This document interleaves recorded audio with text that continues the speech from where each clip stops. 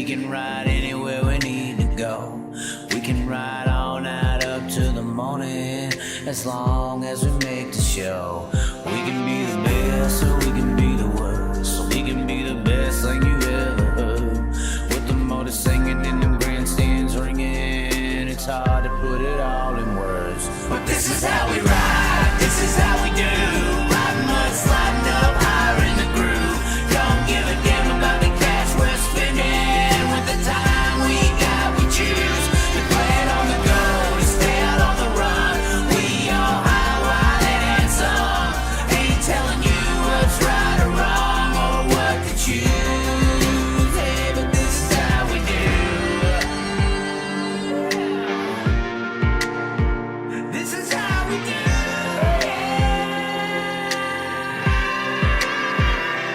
Out on the dirt ovals we play, life in the bright lights with no shade. So letting her go, letting her rip, letting her fly, tossing her in sideways, living the life, letting her ride, outside winning to die. Cross her up on the cushion, crossing the line, cause some drama and some bullshit they didn't like. And if they don't like the mood, then we're ready to fly. But this is how we ride, this is how we do. Riding mud, sliding up higher in the groove. Don't give a damn about the cash we're spending. With the time we got, we choose to play it on the go, to stay out on the run. We all high, wild, and handsome. Ain't telling you what's right or wrong or what to choose. Hey, but this is how we do. This is how we do.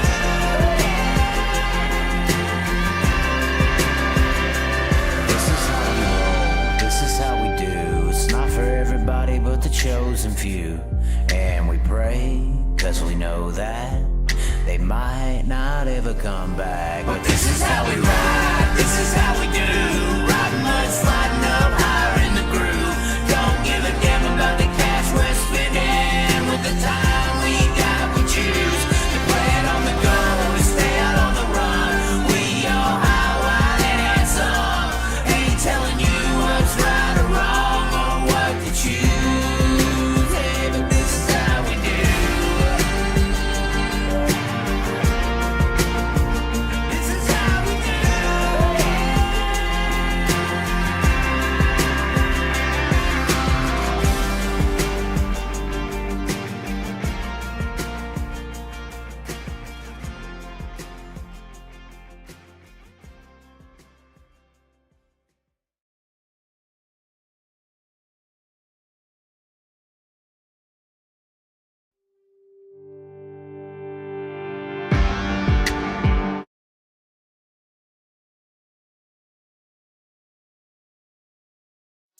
Praying to God, ready to rip. On my high, ready to rip. With that armor, ready to rip. Hey, ready to rip.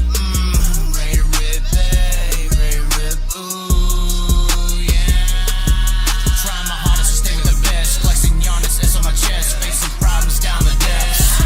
I'm ready to rip. Coming correct. The fish in the water. Hit my marks. Hooking and set. Indian honest. Wearing my Hans and strapped in his harness. Ready to rip. Hey, I jump on that track. Ready to roll. Ready to rip. Ready to reach. Place my bets. Hey, you never know when playing on hopes what you could achieve. Making the goal, peace with the soul, don't matter the bottle with what you believe. Cause if I'm taking it all in, the calling is harder with nothing that's harder than free. Not giving up, no, don't trip, gotta go. Take a slip, make a pass, a little low. Put it down the gas for a show. Slide a pass on the grass for the OPO. Got first, never last for the oh no. To the pass, to the glass, to the FOO. Cause I'm gonna pass all you cowards with ease. And when them speeding demons come, we don't feast with the beast and the evil hunting lust. Burn your cheeks when I speak with my real passion, love. Turning all your tricks against you, cause you're one and only master. Ready to God, ready to rip. On my high, ready to rip. With that armor, ready to rip. Hey, ready to rip. Ready to rip. Hey, ready to rip. Ooh, yeah. Princess, yeah. Oh man, with that body riding. Late model princess, yeah.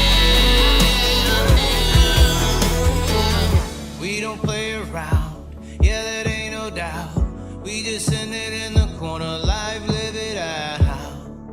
No, them Fender girls don't understand it all, understand end it all, yeah. Ain't no hesitate, we just make it, babe. Paint them cushions in those corners, no it isn't safe. But for my sake, will you save it all? Cause you'll do the same to my heart, yeah. Late model princess got me going crazy. Yeah, she got them wings and never wing it down. Late model princess, yeah, she makes me listen with that dirty, yeah, that guy you hiding by. Late model princess, yeah.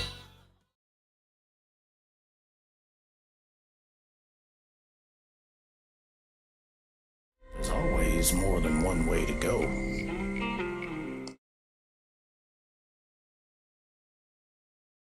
I got my slime like Carson Macedo, and they growl about it, lonely like old bro Joe. Cartel gonna care for me, not you, cause I'm the CEO. I'm here to fight, looking to sink with my torpedo. I'm just a lap car trying to survive, running in the back, fearing my life. Cause there's a black 2041 guy adding to the junk in the field with some white on white crimes. Or is it 99 maybe? I don't give a damn, but the bank statements lately adding up through the junk that the crazy...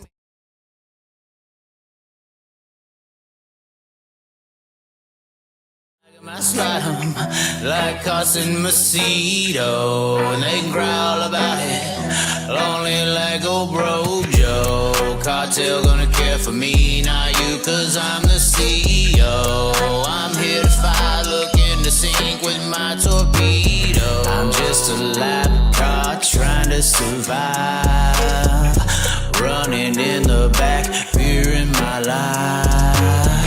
Cause there's a black 2041 guy adding to the junk in the field with some white on white crimes. Or is it 99 maybe? I don't give a damn, but the bank statements lately adding up through the junk that the crazy man's making. Reckon her, reckon him, non-binary, maybe, who knows? If I don't like him, I slide him like Carson Macedo, and they growl about it. Oh my God, we are here. Cartel gonna care for me, not you, cause I'm the CEO. I'm here to fight, looking to sink with my torpedo. Cartel gonna care for me, not you, cause I'm the CEO. Hey, I'm getting in it. Hold on, we're getting in it, guys. Oh, we're getting in her deep tonight. Oh, did I say that? Is that incorrect? Hold on. I can't be acting like that with the impact hat on. No, what, Sean? Hold on. No. I can't. I gotta. Hold on. I just want to know everybody who's watching. Everybody who's watching. Hold on. Do I look like Brian Brown? Do I look like Brian Brown? I'm just saying. Hey, everybody, I'm Brian Brown. No? Are you? What's you got an impact hat on too, Sean? I can't act like I can't imitate him. Well, am I close at least? Yeah, you're close. Hey, I'm Brian Brown. I mean, I want to look like everybody wants to look. Hold on, doesn't everybody want to look like Brian Brown? Do they not, Sean? Do they not? Yeah. Who doesn't want to look like Brian Brown? I mean, come on. I mean, I got the curls and shit, but if I take my hat off, I'm fucked. I got to put the hat back on, or it ain't going to be Andy's frozen custard. It's going to be Chaz's hot custard. You know what I'm saying? I'm just saying. If I had Brian Brown's hairline, the hot custard would be slinging left and right, Sean. Is that not a I don't know about that. What do you mean, but? Come on. If I had... We got to throw the Chiefs in there. Oh, no. That's where it all goes to the south side of the situation. I think I could hot custard old Taylor Swift once or twice. I'd have to close my eyes. She ain't got no body to her. She kind of looks like an English boy. She's like 6 foot or something. She looks like a man. You know, the theory behind all these celebrities and stuff, when you deep dive, if you do, I suggest you don't. I suggest you don't deep dive. That's where you find out about the P. Diddy stuff like 10 years ago. That's where you find out about the red shoes and everything. If you deep dive enough with the celebrities of the world, or even the Patrick Mahomeses, or even the big time names that y'all all imitate your life around. Oh, it's all about often imitated, never duplicated. Oh, but that's all you do. A lot of people believe, I can't believe I'm saying this to start the show, with a Brian Brown imitation going on. They believe that like Taylor Swift's and stuff were like, they were like taken in by a group at an orphanage. When you go look up the orphanage records of a lot of these people, or like their younger life, you either can't find nothing, or they were an orphan. And the theory is that's out there when you deep dive enough that they're like taken in at a very young age. And then that is kind of how, in that era of their life, they're like Epstein Island, basically. And then in exchange for that, they're promoted and raised in society to stay quiet. It's really a stay quiet scheme. They get raised and promoted and pushed by these industries that then make them a music star, a football star, or whatever star. And it doesn't happen in sports much. It happens in music and movies most of the time. But that's the theory behind. So when you deep dive enough, Taylor Swift, she could have been a guy. She could have been. What? I mean, hello, everybody. I'm Brian Brown. We're going to stop talking about these things. I'm Brian Brown. Am I close at least, Sean? I'm trying. Yeah. No? Come on. Oh, it's funny. You said, I mean, with my, hold on. We got the collared shirt on it. We button this bitch up. No, I mean. What? I don't know. I mean, you look like, you do look closer to Brian Brown than you do Danny Lasowski. This ninja said what? And when I say ninja, he is Asian, by the way. What? Closer? What? What? Said you look more like Danny Lasowski. I look like Danny Lasowski. Seriously. Oh, hold on. I do have a neck between my shoulders, by the way. What are you talking about? Danny Lasowski doesn't have a damn neck, does he? Hold on. Let's make that the new investigation. I'm going to take a month now to figure out if Danny Lasowski has a neck or not, which I think benefits him in the fighting areas of the world. I have a neck. It's right here. There is kind of a fat, blubbery double chin on the way. Well, with your shirt buttoned all the way up, it looks like you don't have a neck. Thanks a lot. Okay. Hold on. Let me make sure we get the impact. I'm trying. Hey, everybody. I still think if I could fix the hair part, it's not looking. We tried to keep the curls in. I got a haircut recently. It's horrible. I look like some kind of Klingon from Star Trek. But if I had Brian Brown's hair, I'm telling you right now, there ain't no frozen custard. It ain't no frozen custard they're after. It's that hot, slick custard. Do you know what I mean, Sean? Can you get like hair implants? First of all, yes. I may be single now because the person that I was with wanted me to get those, and I said no because insecurity. I am not buying into the insecurity game. We are all ordained by God to be valuable. People's hair have been lost for fucking thousands of years. The biggest scheme on the woman of the world today is insecurity. They raise them in insecurity. So when you start understanding how the leader of the pack, which is the woman, by the way, we live in a matriarchy. Fuck the patriarchy shit. When you learn how they're manipulated, then you start saying, oh, okay, that's why I feel bad about my receding hairline. That's why I want a big house and a big truck. It's not necessarily because I feel bad about myself. It's because I'm trying to attract what I desire. And they're doing the same thing. So no, I mean we could do the show without the hat. I mean, it is what it is. I mean, there's still some sex appeal in that. I mean, it could be way better if it had Brian Brown hair. But with the hat on, hey, you only take the hat off when you start getting down with it, and then when you wake up in the morning, my hair actually covers up the bald spot because I have long locks. And by the time they wake up, my hair's all fucked up. Everybody looks bad in the morning, the woman without the makeup, the guy without the hat. By the time you leave the next day, they don't even know what happened. What were you going to say, Sean? Well, a guy, Gregory in chat said, just shave it off. Have you ever shaved your head? I have. And when I did, I posted a picture to it, to Facebook with it. And somebody said I look like Morpheus from fucking Matrix. And I mean, why are you laughing, Sean? That's not funny. I look so much prettier. First of all, the one big difference between me and Brian Brown is I have a man's bend on my fucking hat. Oh, yeah. We didn't go with the... Hold on. You got the shovel. No, shovel bend. I got the shovel. He just said the shovel bend. This is not the shovel bend. This is the man bend. Of course, everybody hates me for bending my hats this way, but they're nice. They're called the man bend because they keep the shade out of your eyes. They're mainly a working man's hat shape because, you want the shade in your eyes, or if you're a baseball pitcher or something like that, or if you were raised in a non-insecure society, which we wouldn't have hats anyway. You said there's people in the chat already talking shit.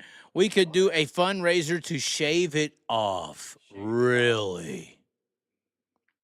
How about tuck the ears in your hat like What? How about tuck your ears in like Sheldon does in his hats? Sheldon tucks his ears? In his hats. You've never noticed that? What else is he tucking? I don't know. I mean, I saw the first Ace Ventura. They be tucking a lot, apparently. Oh, my. Billy Dietrich in the comment section. The IC light has changed the Chaz. No, it's impact signs and awnings. You should get a impact sign, Billy Dietrich. We have a sign. I don't know what it looks like. We have ordered a sign from Impact Sign and Awnings for the show. It's a The Chaz sign. It's going to be here by week's end, so y'all be sure to stay subscribed. And by the end of the week, we will be doing a sign reveal. You've been hearing about this, Sean, right? Yeah. It's coming. It's coming. And Billy, I think you should make a sign from Impact Signs and Awnings that says double douche and put it right in that motherfucking shop. So when Danny walks in every day, he can see the motherfucking truth on the wall. Double douche. And maybe a pleasant IC light. I think that the Freemason symbolism behind this IC light, and Sean's going around. He's getting him. We are going to get a live taste test.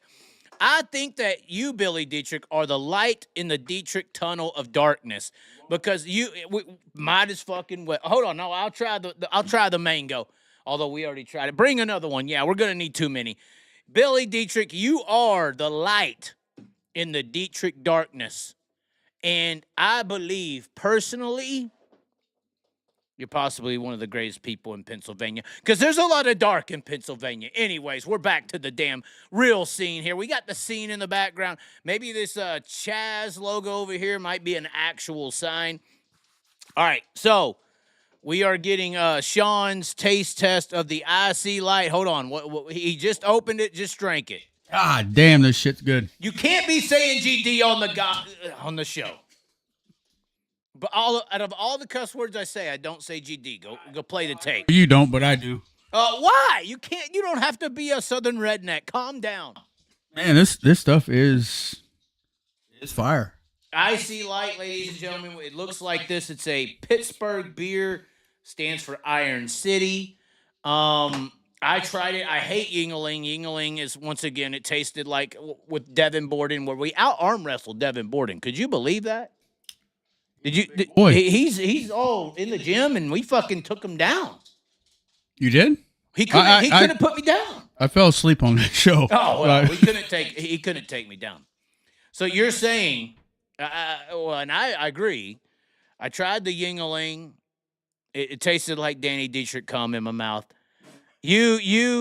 I was in Western PA, and it was beautiful. Because Danny Dietrich took a picture and said, "Try this," and it's just awesome. It's one of the awesome beer. Oh, hold on. Somebody said it's the perfect. It is in fact the shovel bin. Perfect. Oh, screw you, King along the list or what? How do you say that word? I told you. It's the shovel bin. Now, it is the Chaz bin. Fuck you. Nobody knew what this was until they started hating on. Do you remember when they hated on me because of my hat like 4 or 5 years ago? Yeah, it's shovel bin. All right, fine. Are you saying because when it's upside down, it looks like a shovel, you could scoop things out? Yes, exactly. Noticed how I covered my hairline when I did that. Hey, Billy Dietrich, you better watch out. Justin Peck, he's getting on a roll. I don't know why that even matters. Appalachian Wrench says, Pennsylvania, what's up, neighbor? West by God, VA, baby. The Iron City beer has to be great. So, once again, Sean, we're trying to get your reaction to the IC light. It looks like this.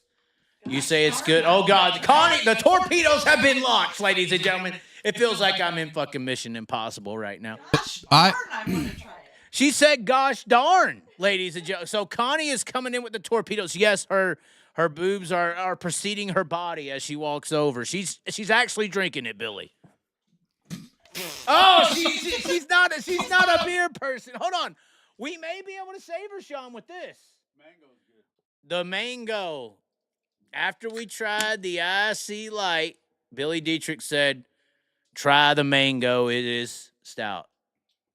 It's different. You can't. I think it's good. All right, we're getting. Go. Oh. Oh my God, Connie! Come on. Nobody's gonna enjoy you during the Nationals if you act like that. She's a mixed drinker. She's a margarita person. Yeah, she's a pretty drinker. She's kind of like Brad Sweet on a Saturday night with his White Claws. She doesn't drink any of the harsh stuff that these shovel bin guys do. Oh, my God. Gosh darn it, she said. Oh, my. Oh, somebody said Torpedo Connie, come back. Oh, my God. What do you say? What are you saying, Sean? Sorry. That icy light, though, I really like that beer. Hey, Billy, you going to come back for the Nationals, or is Danny coming back for the Nationals? Bring some back. I feel like Danny's going to come. I don't know. Billy Dietrich, you should come here to make an appearance. I feel like if me and Billy Dietrich started a show, so hold on. If you were coming to Knoxville for the Nationals and you saw MRN beginning of the race pre-race show with Davey Gravel and fucking Sheldon Hot and Child, or you saw across the street at the Dingus the Chaz and Billy Dietrich live. Oh, God. Oh, shit. Where's the people gonna be? It would be a good show. Where if that was head up is what I'm saying. If that was like scheduled the same time, MRN with David Gravel and fucking Sheldon or whoever, doesn't even matter who does. The Continental Bar. Right. But if it was the Chaz and Billy Dietrich, they don't have a fucking chance to get in. Nobody's going to show up. Well, we would destroy them. Billy, you're laughing. Is it not true, Sean? Come on, Billy. It's true. 100%. As much as it's true that apparently a push truck driver named their child after me. What the fuck? I couldn't believe. I got to bring this up. Oh, yeah. Bring that up. Well, bring it up. Okay. Tell the truth, Sean. Bring one of the push truck guys. Seen the Chaz sticker on the back window of my truck, and he's like, "Hey, you know Chaz?" I'm like, "Yeah." So he's like, "Can you get me one of those stickers? I named my boy Chaz." I'm like, "Oh, I'll try." I didn't know how many stickers you had left, but yeah, I don't know if he named his son after you or if he just. Yeah, I don't know. So we're fucking saving lives 2 days ago with Tyler Walker's ass, and now we're naming children. Jesus Cristo. What the fuck is going on? What is going on? And now all of a sudden, out of all that, we're Brian Brown. Hey, how's it going? I'm Brian Brown. It means frozen custard. Chaz is hot custard. That's what I'm fucking saying. I want a new. I'm gonna make a new logo. It's gonna be on the show. Where the impact signs are right now on the show, there's gonna be a logo come up that says Chaz is hot custard. We're slinging it for fucking free, Sean. Connie just said it sounds nasty. Oh, it sounds glorious. Anybody who has tried the Chaz's hot custard has left a hot fucking customer satisfied. My Google reviews are 10 out of 10. Well, during the Nationals, we're going to have lines around the block. Oh, if we do it during the Nationals, they're coming to try it, and I'm not turning it down. But hold on. We do have a limited supply, so we are taking... Oh, we just lost our Impact sponsorship. Somehow we got the sponsorship, though. I think the Asians pushing Asians took them over the... But, yeah, if we do the Chaz's Hot Custard, we have a limited supply. We're taking reservations, and you have to supply pictures with your reservations. And I feel like we're narrowing it down right now, but you have to be between the ages of 22 and 32, and you have to... Yeah. Well, Connie, hold on. We got to have a special stipulation. Should we make a cup size stipulation here? She apparently got some special prices today because of the torpedoes at the vape shop over there. So 22 to 32 or cup size is triple D plus. Is that okay? Okay, she said that'll fit. Oh, you ain't tried that hot custard yet. You don't know what'll fit, buddy. Hey. And I'm just saying, for the record, if you want the hot custard, it's going to come in a very small syringe. I'm just saying. A very extremely small syringe. That's all I'm fucking saying right now, because at this point, we're shutting the show down by tomorrow. It's probably been flagged 3 fucking times at this point. But yeah, Chaz's hot custard is coming. We are going to have a new logo. We're going to have a T-shirt. I'm going to have a T-shirt. Chaz's Hot Custard. It's going to be a picture of like a Viennese sausage with... Oh, fuck. I'm thinking like a stuffed pimento olive. Oh, my God. But instead of it being red, it's the color white. Like this hat. Hey, I'm Brian Brown. I used to like jalapeno poppers. She said she used to like jalapeno poppers. I actually explained it one time to a girl. It's like a jalapeno popper without the bacon wrap. Although, if you're scandalous, we may have to put the wrap on. You know what I'm saying? Oh God, we're going. I don't know if it's YouTube jail or Facebook jail. It's all over. Hey, I want to ask the chat a question. Hold on. Go ahead. What? Well, what do you guys in chat think if I put a back window sticker on the back of my push truck that says Asians pushing Asians? Well, you think that would be a good idea? I don't know if that'd be a good idea, Sean. You may offend the Asian community. I don't care. Why don't you care? Are you like a Trump supporter or something? No, I care, but I mean, it's all entertainment. It's all funny. If you can't take a fucking joke, then you need to leave. Well, that's okay. You're the only Asian pushing a fucking Asian, Sean. What the fuck? So, I mean, how would that look? I mean, would it look good? Yeah. People would know who's pushing the vehicles. Asian guy. Yeah. From Thailand, right? Yes, sir. Oh, God. Appalachian Ranch says, well, I don't care. Somebody said, I'll put Chaz's hot custard decal on your Eskimo brother, John car. What? I have quite a few Asian friends, and I guarantee you they would not be offended. They would laugh. Hell yeah, they'd laugh. Well, I thought fucking Kyle would laugh when I called Caitlin a fucking bitch drunk as fuck in the Waffle House at 3 a.m. Oh, That's come a on. little different. That's Hey, man, she's the one who came up in my face talking shit. You were there, Sean. Were you not? You were there, Sean. Hold on. We're stopping the fucking show. You were there. Hold on. You were there? I was there. What happened? It was all in fun though. Oh, well, calling her a fucking bitch drunk at 3 a.m. was all in fun, too, until everybody lost their fucking shit balls. Or their fucking, hold on, let me make it Asian appropriate. They lost their fucking ramen noodles. Their egg drop soup.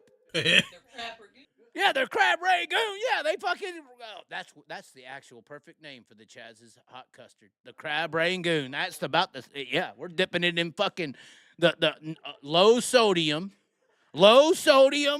fucking soy sauce. So what did she do to me? She sodomized me. Tell him. Hey, Caitlin Larson sodomized me at the Chili Bowl. Did she not? I don't think so. No. Was I standing there minding my own business? We were. What happened? She come up behind you and Come up behind me. Oh, now she's attacked. Oh, if I was a female. Oh, if I said that about a man, I should fucking file charges. you didn't even know she was coming. And she come up and slapped you on the shoulder or on the arm or whatever and said, "What do you think about that?" or something. I don't know. And then walked away. You're missing the fist bump. Hey, thanks, trying to say you're not Asian. You're missing the fist bump.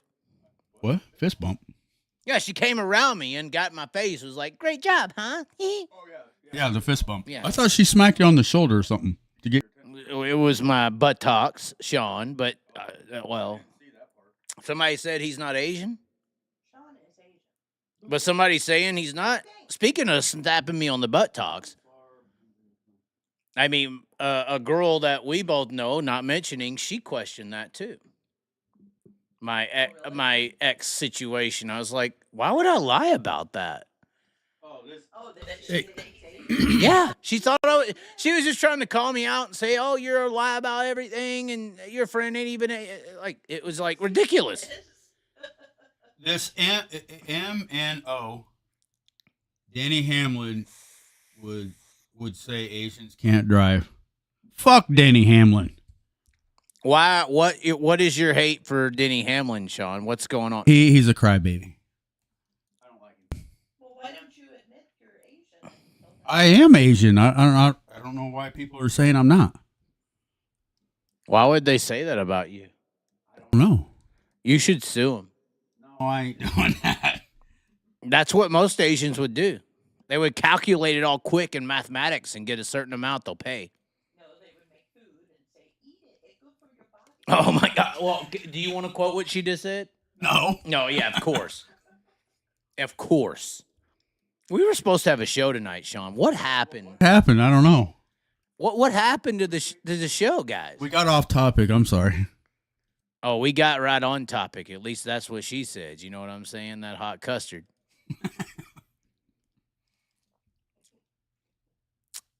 Anybody got any more questions? Somebody says they love Sean. Agree, Sean. Sean is hilarious. They don't hate you, Sean. It's a Brian Brown thing. They hate the guy with the impact hat. That's fine. Chaz, you are obsessed with Caitlin Larson. No, I'm obsessed with the fact that she got to bully me and me standing up for myself and saying shit right back got chastised and pushed around. That's what I'm upset about. Oh, so if I was to, this is an interesting question. If I was to run up to Caitlin, touch her on the shoulder, and shit talk her in her face, and she says something back, are people going to go crazy about if she calls me a fucking bitch? They're not going to be mad about that. They're going to celebrate it. Oh yeah, they would. Yeah, they would. They would celebrate it. So this is Industry though, Chaz. You gotta take the heat with the shit. I guess. well, yeah, but Kyle was even mad at Belushi. He was all hitting me on the shoulder and shit, and fucking, oh fuck you, motherfucker, don't talk shit, motherfucker. Well, yeah, I get the public the public can be mad, but if behind the scenes you're still mad, you're a bitch. I'm not saying Kyle Larson is a bitch, but I kind of am. I mean, But any publicity, whether it's good or bad, they're still talking about you, and you're still on their mind. So No, but see, this is the deal. This is my issue. It's a gender deal. It's because she's a girl and I'm a man. The dude who called me on Saturday or Friday as I was going to the track was a guy. And he called me and said the Tyler Walker Chaz episode pulled a gun out of his mouth and kept him from killing himself. Right? Right. So I went to Illinois. You knew this. I went to Illinois Saturday to watch MOA at Peoria, great racetrack, has its safety issues or whatever, to meet this guy. And while we're in the fucking stands, he takes a phone call from this chick who is the person that is causing his suicidal thoughts. And he walks away on the phone. You better hurry up. The chick showed up to the track while we were at the races and took the fucking truck. His truck.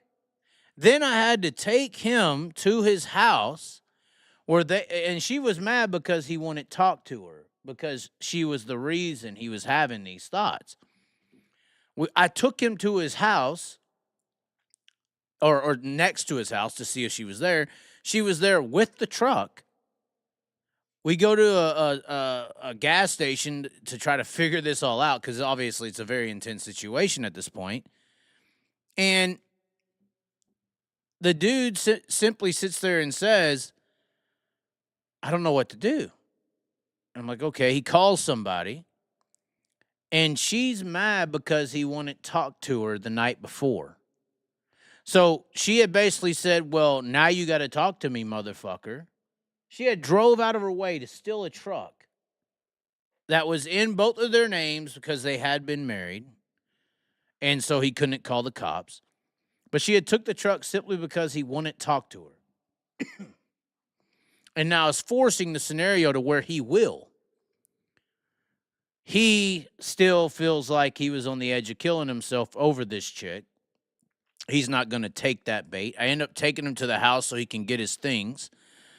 And currently this person that we're talking about who almost killed himself over this chick is literally without a truck with his things and has nowhere to go because when he called the police and said, I want this girl out of my house because they were originally together in the house, he can't tell her to leave, but she can tell him to leave.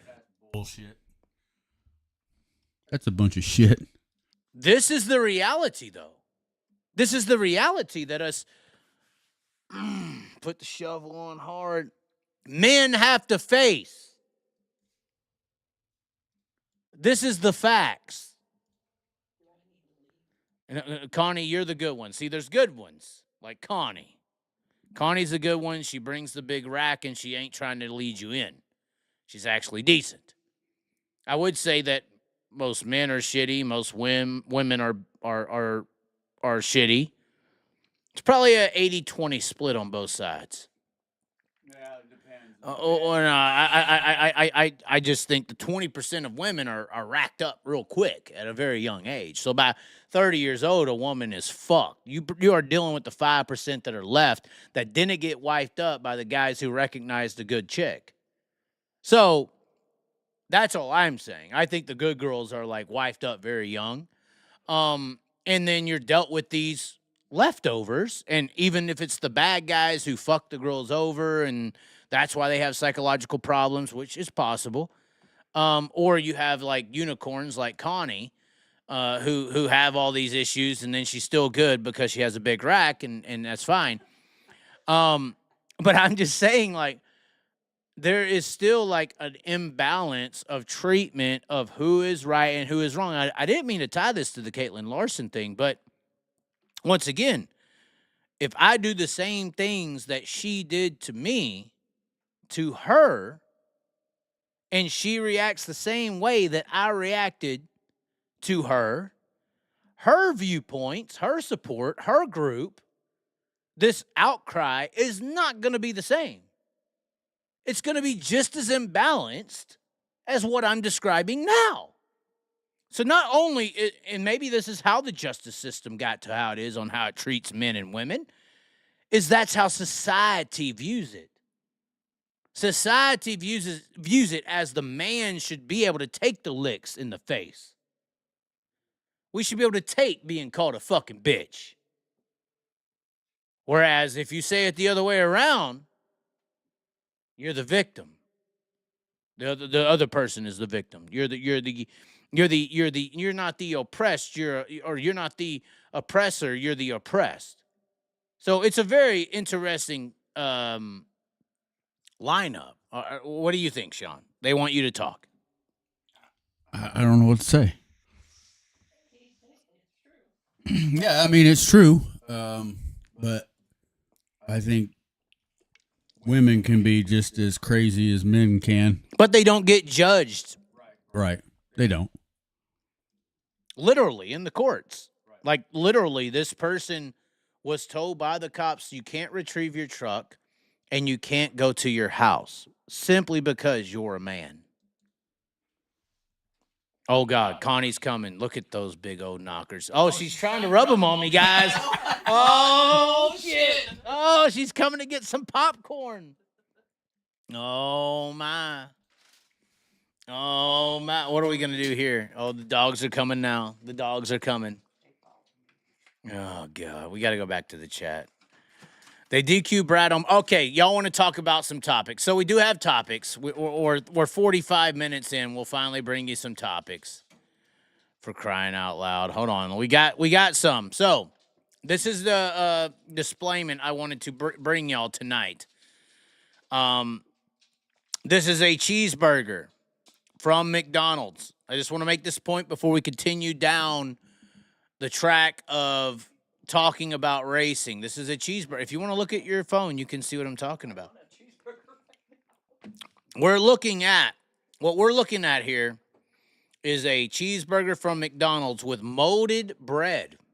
They gave this person molded bread. Very stale, very tasteless, very disgusting. Who cares about this, right? Who wants this in their life?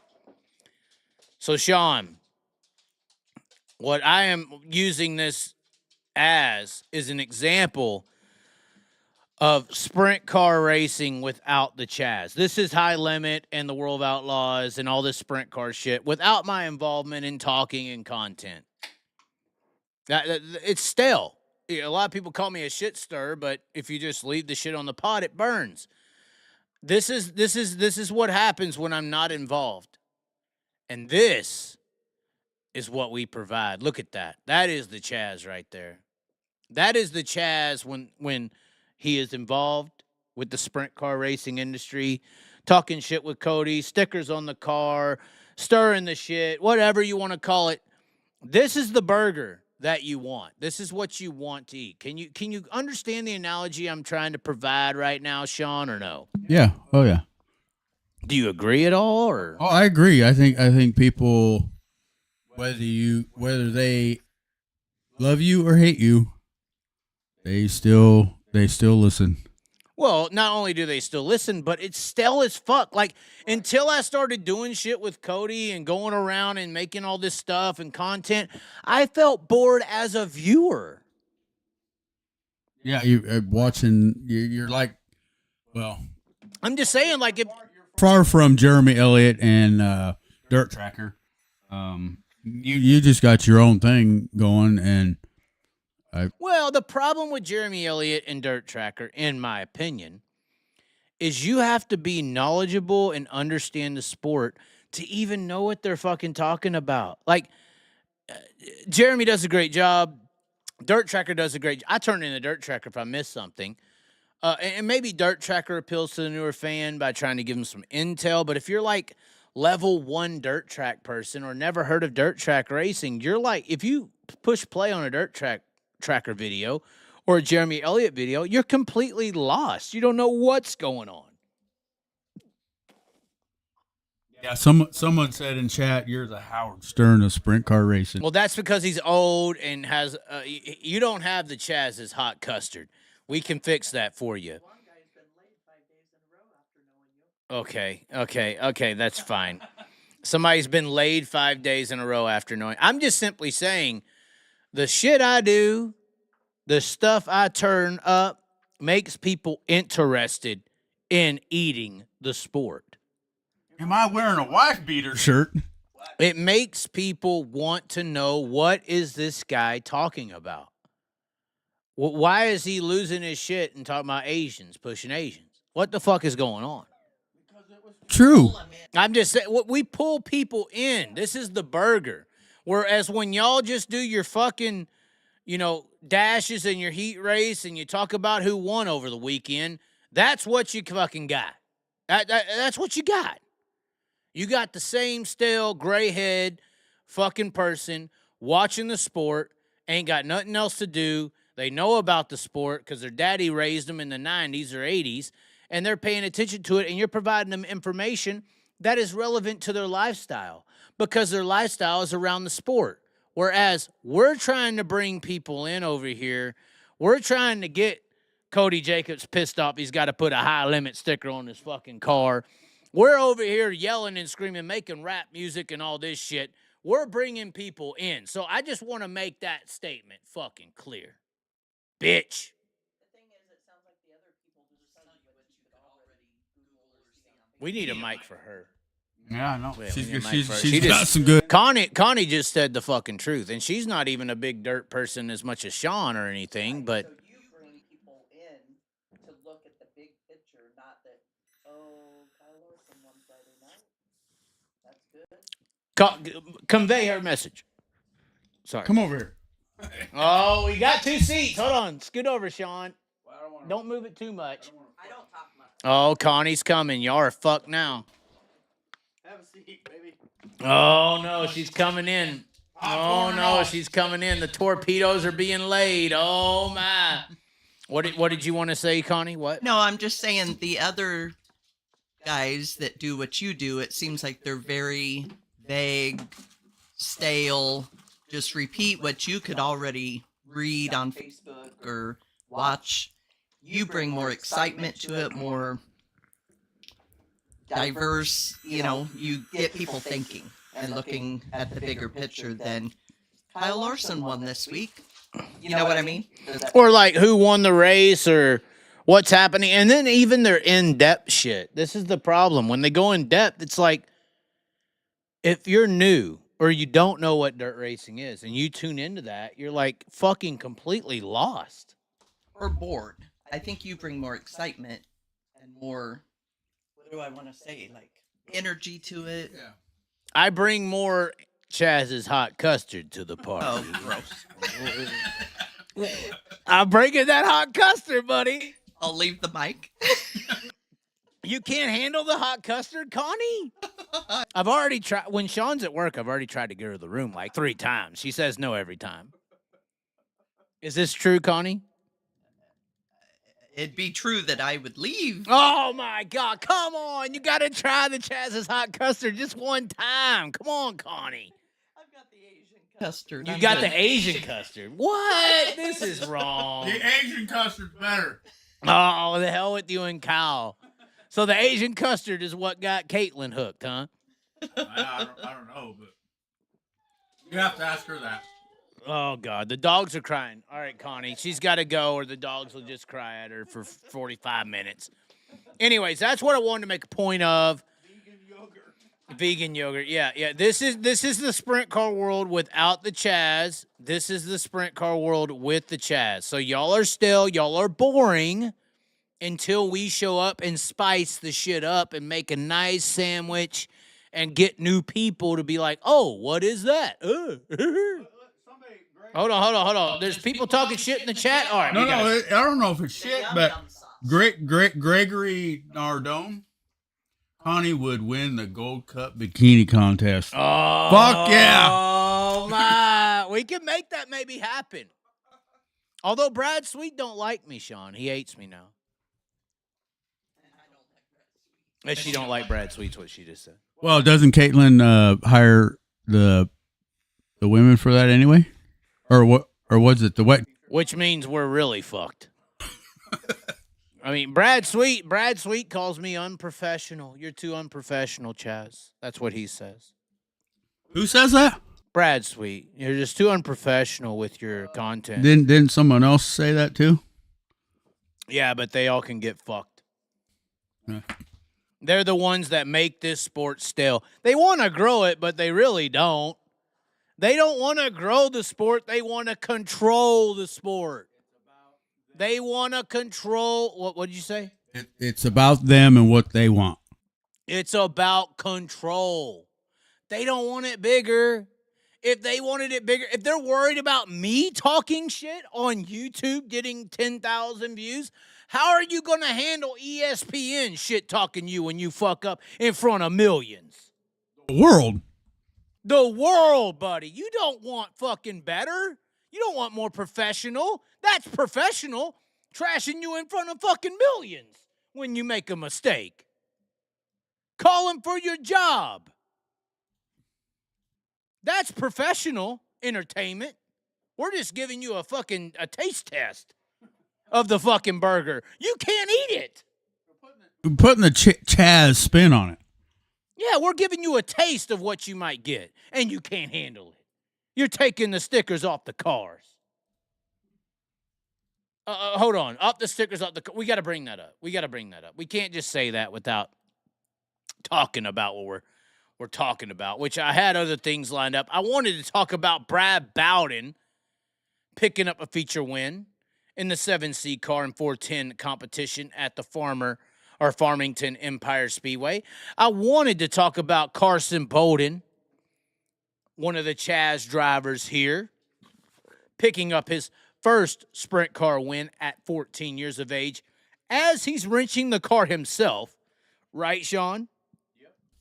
Did you witness this, team? Oh, yeah. Last year at the Eagle 305 Nationals. 14-year-old, what was he doing the whole night? Working that bitch. Laying on the ground, changing gears, and working on tires. And, yeah, look, that kid does it all. Went out there fucking Dustin Carney and all them big names, huh? Kid's good. He picked up his first win at the Southern Oklahoma Speedway. We wanted to talk about that. We also wanted to talk a little bit about modifieds, but that obviously went. We wanted to talk about Tyler Walker and his return to 360 or 410 racing action in a 360 sprint car. Did you have any opinions on this, Sean?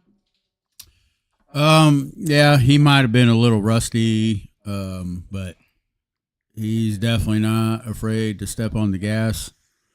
And it's just like riding a bicycle. I think you give him 5 to 10 more times in the seat, he'll be right back in the ball game. Well, and some people wanted to make me feel bad because I had him on the show. They said they felt like he was tweaked out on my show, and at the racetrack he wasn't. How do you feel about that? No, y'all are wrong because I think, Tyler Walker is Tyler Walker, and that's how he's always talking fast. Yeah, that's just how he is, and think what you want, but that's just how he is. So you thought it was a good show? It was an excellent show. Okay.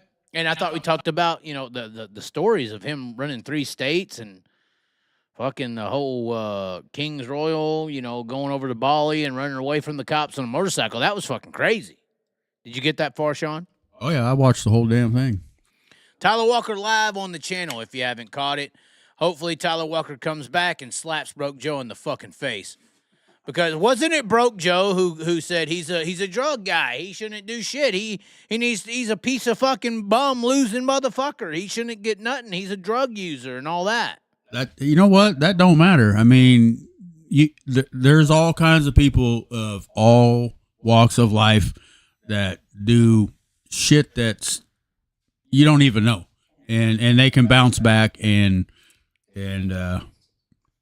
get second chances and whether they're good or not good. I mean, at least they're still doing or wanting to attempt to do what they love. Well, and my point with Tyler Walker was he's the one that got caught.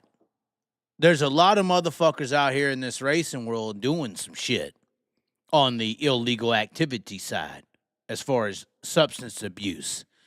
And They ain't been caught yet. Oh, you bumped it somehow. Get it back. Oh, what, are you back?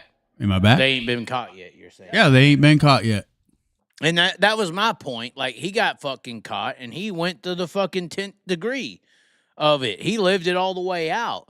And these other fucking guys just get to ride under the radar, and they're crispy fucking clean as he gets fucking outed. Maybe he went to the full degree of Skid Row and all that shit. But at the end of the day, I think there's a lot of motherfucking people who did the same kind of substances, underline that, not the same actions, because I definitely think Tyler Walker went to, once again to the 10th degree. But there's people in the sport that are doing the same things he did and are getting away with it, substance-wise. Until they let the substance control them, then that's probably when they'll get caught. But Or if they have the right buddies on their team and nobody tells them and they cover for them. right. What happened with Aaron Reitzel a few years ago here in Knoxville? Do we want to go there right now? No, let's not. Okay. You know, do you see what I'm saying? Do you see what I'm saying? Yeah. Did he not? You're right. Right, but they get covered. Tyler Walker gets thrown under the fucking bus. All these other people get covered. Well, hold on, say that one more time. Yep, say that one more time for me. Yep. As a Knoxville resident, because you know. Yep. And he didn't try to sugarcoat anything. I mean, He didn't sugarcoat. No, the Tyler Walker didn't And I'm not throwing shade at Aaron. It wasn't to the degree of what Tyler did. I'm just saying. People are doing shit and getting away with it, and nobody knows. Tyler Walker does shit, and everyone knows. That's what I'm trying to say. Aaron Reitzel didn't do meth or coke or anything like that. He just got in trouble here in Knoxville for doing some drunk shit, but he got covered, right? Right. And when you get covered, you don't hear nothing about it. That's what I'm fucking saying. So if you're Dell Jr., if you're Superstar, if you're any of these people who may do the same things that Tyler Walker did behind closed doors, you get covered. Whereas if you're Tyler Walker, you're the example. You're the Roth Motorsports dirty tire when everyone else is doping. Yep. Yeah, you're P. Diddy. She just said P. Diddy. You're P. Diddy when the whole fucking industry's doing the same shit and has been doing it for 40 fucking years. Tyler Walker is the P. Diddy of dirt track racing. Is that not a fair statement, Sean? Yeah. He got fucked. As all these other motherfuckers got shaded. They got the shade put on them. They're fine. They're cool. Fuck y'all talking shit on Tyler Walker. That motherfucker got on the show, got real than anyone could get. Once again, on the channel, Tyler Walker Live. I don't care if he talked fast and sounded whatever the fuck. Y'all ain't been on the streets. You got to talk fast to survive. This motherfucker got on the show, told the truth, told it how it is. Y'all can kiss my motherfucking ass. You want to fucking be a Broke Joe fucking bitch. For the record, me and Broke Joe's been fucking done for about a month and a half. Y'all want to reference me with Broke Joe anymore? Don't fucking do it. He's a piece of shit as far as I'm concerned. He was a piece of shit to me privately. I'm not going to expose what he said and the things he tried to protrude on me. Broke Joe can go fuck himself. I don't give a fuck. He can go live in his little fucking shop, live forever, and be a millionaire. Fuck that motherfucker for the shit he tried to say to me. And he was the one who came on the show trashing Tyler Walker. Y'all motherfuckers who think like that can go fuck yourself. Tyler Walkers deserve many chances in God's eyes. I'm glad that God don't give up on Tyler Walker like y'all have, but that's why y'all ain't a God. Y'all are just human beings. Y'all are born imperfect. Y'all are born to be narcissistic. Y'all are born to not give chances or care about people. Y'all are just human beings. You aren't good enough. And that's fine, Broke Joe. You stay in your shop, make your millions, talk shit on Tyler Walker. Whether it's anybody, or Jeremy Elliott or anybody who wants to talk shit on Tyler Walker, y'all don't have the guts like a Tyler Walker does. Does that make sense? Perfect sense. Y'all don't have the guts. You can't go through the belly of the beast and make it to the other side. Y'all ain't got the guts to do it. Y'all are fucking scared. Sitting in your shop alone. scared. Making sure your security is as high as you can make it with that dollar amount. Bitch. Oh, did I just get too mean? Tyler Walker is real and raw. Or hate him. He don't give a shit. That sounds like someone you know in the room right now. Correct. Oh, Connie's raising her hands too. Oh, if my tits were only as big as her, I'd be a millionaire right now. Oh my God, Connie. I don't think you'd be doing this, would you? What are you saying, Sean? You'd be what's that damn song that Pink Pony, that fucking song. The Pete Pony Club is about a stripper. I know, but god damn that song. It's catchy because they're trying to get fucking little 12-year-old girls to be a stripper for the rest of their fucking life. I know. It's P. Diddy shit. It's Epstein. It's fucking sad. Tyler knows it's sad. You know what else is sad, Sean? Before we dig into this Brad Sweet conversation, I gotta take a piss. No. Oh God! We're gonna put the chat up. We're gonna bring the show on the camera. Hold on, Little Sean, bladder. Little boy bladder. Oh, shut the fuck up, Sean. No, it's not a little boy bladder. We ain't been drinking this much for 10 years. Oh, God. Pink Pony Club call out that was epic by Chaz. Thank you. This Appalachian Wrench guy. I don't know who you are. I think you liked my Facebook post recently. You have a very big following. I think if you're the same guy, 53,000 on Facebook. I think he repairs like little penis engines or something. Oh God, the dogs are going crazy. Oh fuck. Oh, let me reset the whole show. Hold on. Let me reset. Hey guys, I'm Brian Brown. No, didn't work. I gotta pee right now. And I might have Chaz's hot custard on me later this year if I'm nice to him. Oh God, I gotta leave. I gotta pee. Hold on, piss break. Everyone, 5-minute intermission. Everybody can go pee right now. Stay tuned in right now. Subscribe to the show if you have not already. Sean, do you have to pee? No, I don't. Connie, do you want to come to the screen? No, if you could pull your torpedoes out, we could really jump up the numbers right now. I'm just saying, Connie. Okay, Sean, you do it. No, we're going right. We're coming right back. We got the IC light in the koozie here. It's about to get fucking crazy. We're about to get into high limit shit. Come on. What? Just turn my mic on. No. They need. Okay. Fine. Turn your mic on. There you go. All right. The mic is on for Sean.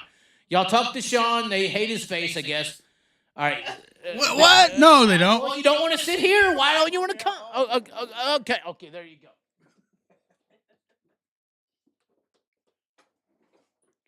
All right, guys.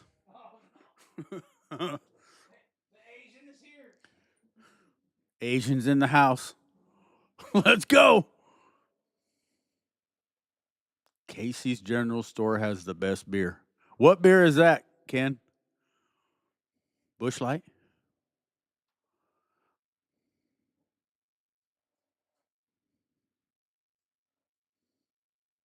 What's up, Tyler Brooks? Tell Tyler I said hi. Connie says hi.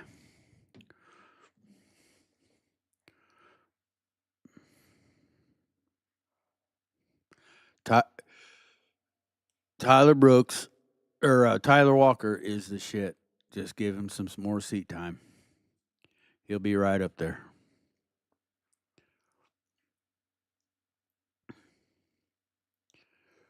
Tell us how to push a sprint car. The Crazy Asian podcast.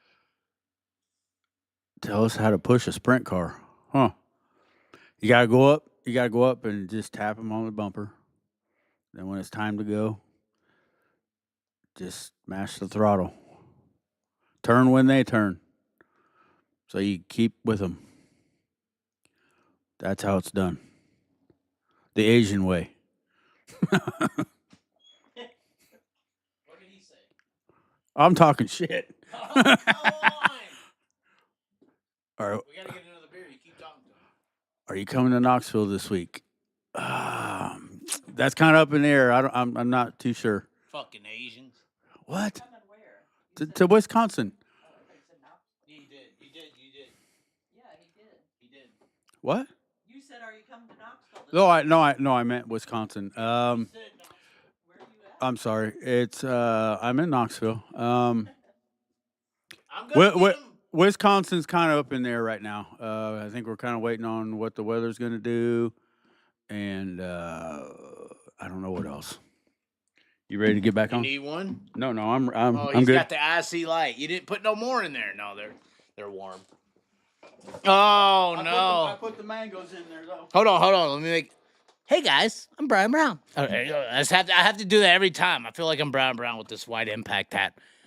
So you're fine. Oh God, we put live with Tyler Walker on there. That's very disrespectful. I'm sorry. I didn't notice that. I know, right? Oh God. So did Sean satisfy your questions?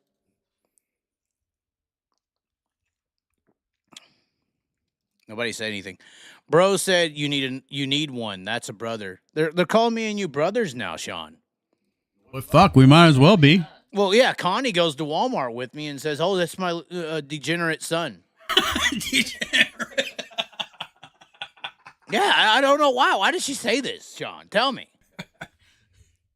Because it's I mean, I'm very pretty compared to your other kids, I think, personally.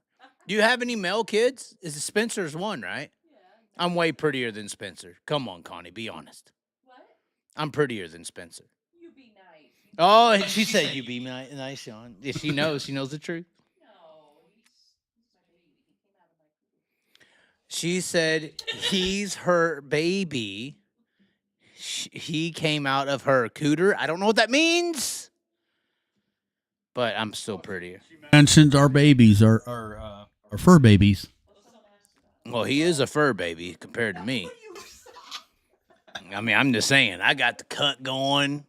He's got the, I said, Iowa look. No wonder Ashley was for me, you know? I mean, that's the other options is Spencer's of the world. We're not going to meet some of these guys in chat and stuff, because I don't even know who these people are. If they want to come to the Knoxville Nationals, we're going to be having live party. It's going to be crazy, Knoxville Nationals here at Sean. You better believe it, because I'm taking that week off and we're tearing it down. We may be having too many people over here, Sean. I don't know how much custard I got, but we'll be putting as much as I can. I think we'll be free custard. Sean's yum sauce. Oh my gosh! Connie just said Sean's yum sauce is on display. You said it's No, it's gone. She says, "Oh, she's mad now." Sean with the yum. I'm coming with the Chaz's custard. He's got the yum sauce. Bring them all. Connie needs some threesome action to make her life happier today. No, You could be talking about this for 20 years, Connie. No, I'll be.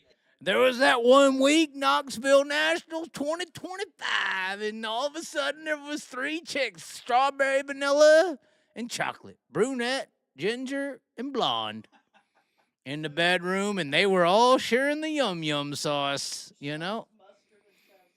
Oh, Sean's mustard and Chaz's custard. What are you people talking about right now? Oh, Mike.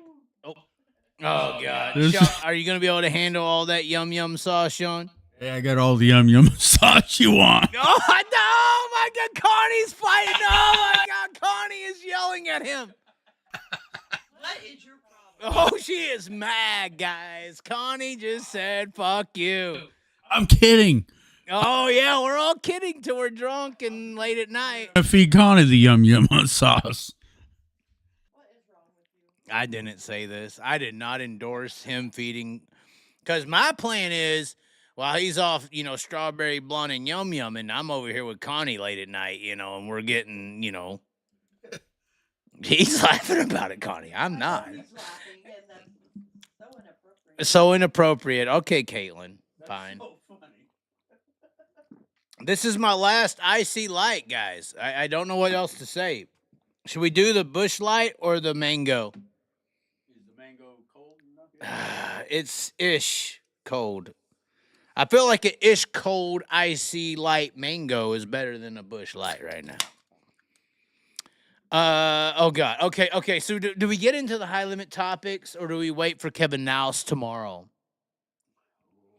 Oh, y'all don't know who we're gonna.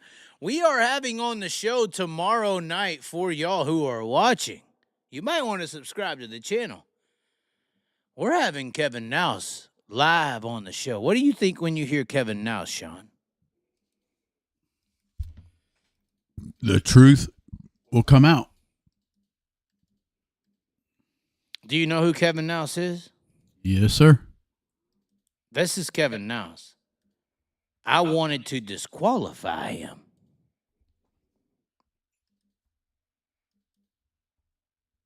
Kyle Larson's high limit sprint car series accused of malpractice by former employee. We're going to have that former employee on the show. How y'all feeling about that? Oh, my. Hey, and y'all could call him a liar. He's kind of scared to come on the show. To be honest, he's worried. He's like, I don't want to be blackballed more than I am. I don't want people to see me as a bad ex-employee who's just mad. I was like, motherfucker, people already going to think that. Is that not true? Is that not true? The truth needs to be fucking spoken. Oh, he's coming on the show tomorrow night. How come everybody's saying something about Ripper? Why have I seen Ripper's name in chat here? Is Do we need to call Ripper Ripper or something? Or? Is Ripper supposed to be on the show, or people want to see Ripper or want to hear Ripper? I mean, we could try to call Ripper. I mean, Ripper don't live but a stone throw away from me. Well, the problem with Ripper is that he was fucking calling me at 3 a.m. last night. Fucking. He wanted the hot custard, is what she just said. This vile woman. Well, no, Ripper called. I had 3 missed calls at 3 a.m. last night. I had a missed call from Ripper. I had a missed call from Cody Jacobs, obviously. He wants to hear my voice. Cody Jacobs loves me. He could say, fuck you, fat boy, as much as he wants. He wants to suck my penis. And the other missed call was David Gravel. And so I'm just thinking that there was a hell of a party happening at 3 a.m. post-usage last night, and I missed it. But we could try to call Ripper. Should we try to call Ripper? I don't know. I mean, why does everybody want to hear from Ripper? Stand outside and call him. He's the motherfucker with that hammer, bro. He was the one slamming it. Oh, yeah, okay. Dude, that was the most epic fucking thing ever. Hold on. I know you can't see your comments. You will here in a second. Hold on. We're getting the caller fired up. That was the most epic moment, and I told Ripper this. In Sheldon, me and Sheldon have been talking tonight as well.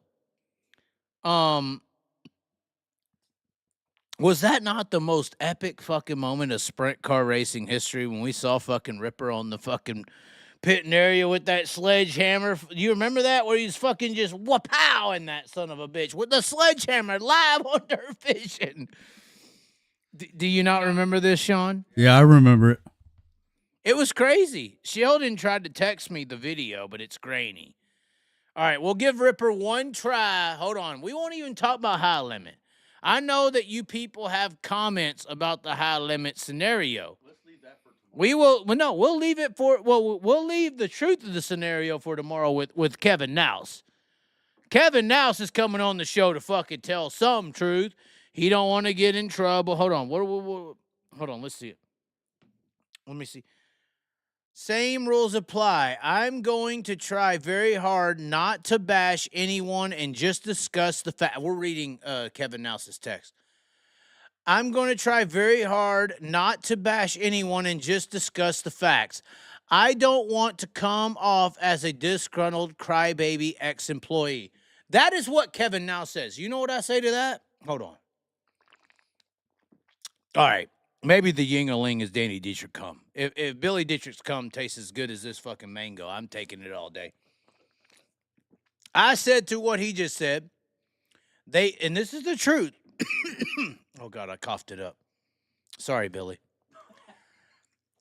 I said to Kevin Nels when he said this to me, I said, they will label you like that before you say a word. Or here's what I was saying. I get feathering the throttle, but don't take reactions too seriously. There's nothing you can say right to the hardcore Larson fans or anyone on that side of the spectrum. By the way, the only ones supporting High Limit are Kyle Larson fans. That's why they used them, in my opinion. Others will praise you for what you say, which is the people who know the truth, in my opinion. They tried to label you that way with all the facts in their face 6 months ago because he got fucking chastised by, I'm not going to name the names. I almost said people that I have a relationship with.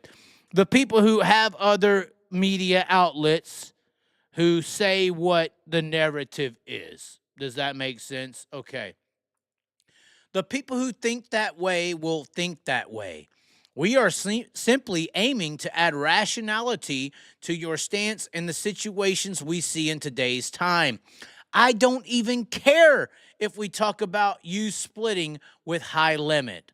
Lots of people don't have info and are brainwashed by XYZ YouTube channel, XYZ YouTube channel, and the others who have pushed a narrative to cover their asses on the back of your name. Tell me I'm wrong, motherfucker. That's all they did. Conglomerate. I don't even know. I'm coming on my own mouth right now.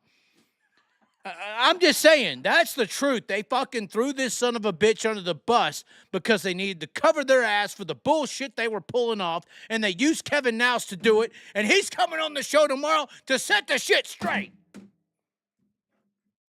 How do you feel about that, Sean? Bring it, because it needs to be said. It needs to be fucking said from somebody reputable. It can't just be me on a YouTube channel with my, hey, I'm Brian Brown looking hat on right now saying the shit. It needs to be somebody on here who has actually been in the trenches shooting the fucking guns. I could talk about the war and how I think it's fucked up and all that, but until I get a soldier on the show and telling me how the guns were actually shooting and how they were operating, it doesn't carry as much weight. Kevin Nels coming on the show tomorrow to show y'all and tell y'all how these fucking bullets were being fired. That's what I'm fucking saying. We'll give Sheldon a call right now. Should we call Sheldon or Ripper? Hold on, I got to get off the topic. I'm gonna get too mad. Is my face red? Is it not? Okay, it's kind of pale white. That's your neck's red. I can see that. All right. Call me a redneck one more time, motherfucking Asian bitch, motherfucker. We're gonna get your ass. Okay, all right, so we're supposed to be calling Ripper first, right? Ripper? Yep. We're going to give Ripper one chance. I don't want to get us in trouble. I don't want Ripper to go to high limit jail. We're going to try him one time. We're putting in the number right now based on my text. All right, we are putting it in right now, verifying that I'm not drunk enough to read the number wrong. We're calling him now.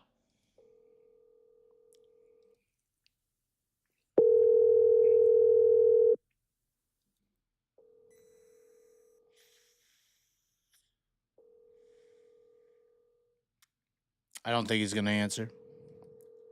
That's fine. He should stay safe. He did not answer. So, with that being said, ladies and gentlemen, before we talk, we'll give a little preview of the scenario, and then we will open up the lines for live callers. That's what we're going to do here. So, I was sent this Snapchat. High Limit told all the teams to remove, this was from Butler. High Limit told all the teams to remove World of Outlaw stickers from the wing. Saw it happen in person. Cody in Brad's head. Look at evidence here at Butler. Obviously, I said it was Butler. Some people are calling me a liar on this. I saw this being called a liar. This was a Snapchat from my outside source who was at the track. Even this woman called Gay. That's unbelievable. I can't believe I'm saying this. She tried to say that I was lying. I said, show me evidence. They sent me pictures of Bryce Lucius and shit with World of Outlaw stickers. No, high limit teams, like that's their drivers, were told to take their stickers off. I've only been shown one team, which is the 13 Book machine, which Sean Strasbog is a very respectable person. I understand why he kept it on there. Who had World of Outlaw stickers on? Every high limit team besides them had the World of Outlaw, or had the World of Outlaw stickers on. Every team besides them had the World of Outlaw stickers removed. So these liars out here trying to call this Snapchat I was sent, that's why I blocked out the name and who it was. They said that's a lie, but it sounds like it's the truth. And it's all in response to our video who, once again, we don't like stale burgers. We like gourmet burgers. We reached 300,000 people on Facebook. We reached about 600,000 on TikTok and Facebook, all of the combined on this scenario where Cody had to put the high limit sticker on. Do you remember that video, Sean? Yep. Where Cody had to put the high limit sticker on the wing. And that obviously made Brad Sweet so Ginger Kitty pussy mad. By the way, Ginger Kitty Racing t-shirts on the site, longlivethechaz.com. Go check it out. But this has been confirmed based on the evidence I have received. And then obviously you had this scenario occur. Breaking news. This is on 357 World of Dirt. Well, there's something you don't see every day. Series owner Brad Sweet has been disqualified by high limit officials after a third-place run tonight at the Butler Motor Speedway for not reporting to the scales post-race. The debacle, the fucking mistrust of this series, basically on full display here. Because not only did Brad Sweet get disqualified, Sean, you didn't even know this. The reason they are saying, and they is these people, they're saying this happened because Mike Hess wasn't in a position to view the race, and the white flag was thrown by the flagman when it should have been the checkered. And when the white flag was thrown, they ran an additional lap. Brad Sweet thought it was the checkered, backed out of it, lost a few spots, didn't think he was in the top 3 to report to the scales. That's why he went to the pits with a flat tire. Other people are accusing High Limit of giving Aaron Reitzel a chance to win the race, you told me, right? Correct? Is that what you said to me? Yeah. So this all happened because High Limit and their officiating crew aren't dictating an event. World of Outlaws roll into an event. They have full control. They understand what they're doing. They run it professionally. Once again, Brad Sweet wants to call me unprofessional. What the fuck is this?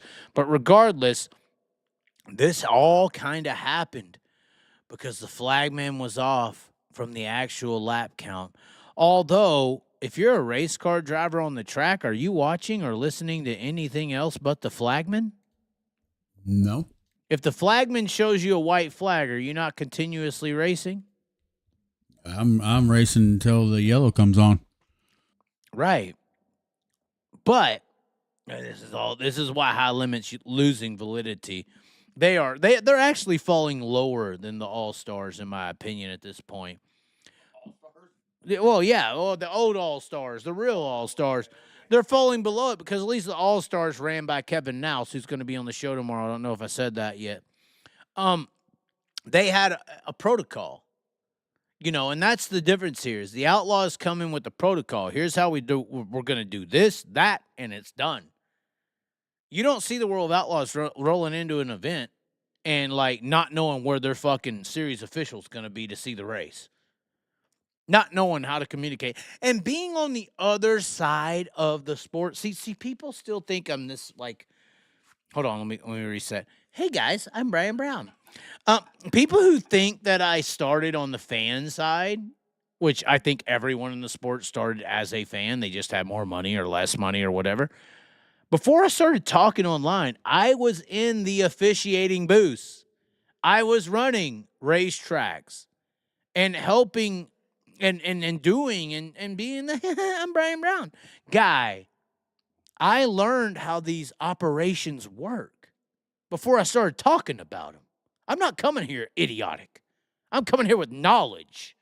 That's why I nail so many of the topics and people can't deny them. And they're respected by Tony Stewart. And they're respected by Donnie Schatz. And they're respected by these big names in the industry because when I go to talk, even like Brian Brown at Port Royal, well, I didn't know how knowledgeable you were. Because you don't fucking listen. I know that a proper race director should be communicating with the drivers and the flagmen. When we're 5 to go, the race directors in proper scenarios are telling on the receiver and telling to the flagman, 5 to go at the line here. When it's 2 to go, the proper race director, the proper communicator of an officiating group says, we're 2 to go at the line to everybody. Not just, and the drivers got it, maybe it was inconvenience or whatever, but they got a notification from somebody. When it comes to the white flag here, guys. Real quick, we're real simple. When the checkered flag falls, all the professionals, unprofessional bitch, I've been around, they say, checkered flag, guys. Checkered flag, top 3 the scales. Top 3 the scales. They say it like half lap after it's done. Like, so everybody gets it checkered, right? Your top half goes by the fucking flag stand. And the proper race director officiating a professional people of the sport say on the receiver to everybody involved, checkered flag, top 3 the scales, make sure to remember top. Do you know what I'm saying, Sean? Oh, yeah. I hear it in the push truck all the time. So you hear it in the push truck at Knoxville. Yeah. Not during the race. I mean, they don't. But you have it. They say when the cool down lap, they say top 3 to the scale or top whatever to the scale. But you're not hearing a white flag. You're not hearing a 2 to go, 5 to go, nothing. They not here at Knoxville. They don't. But how far after that checkered flag is thrown do you hear it at Knoxville? Half lap, right? Hear what? Checkered flag, top 3 the scales.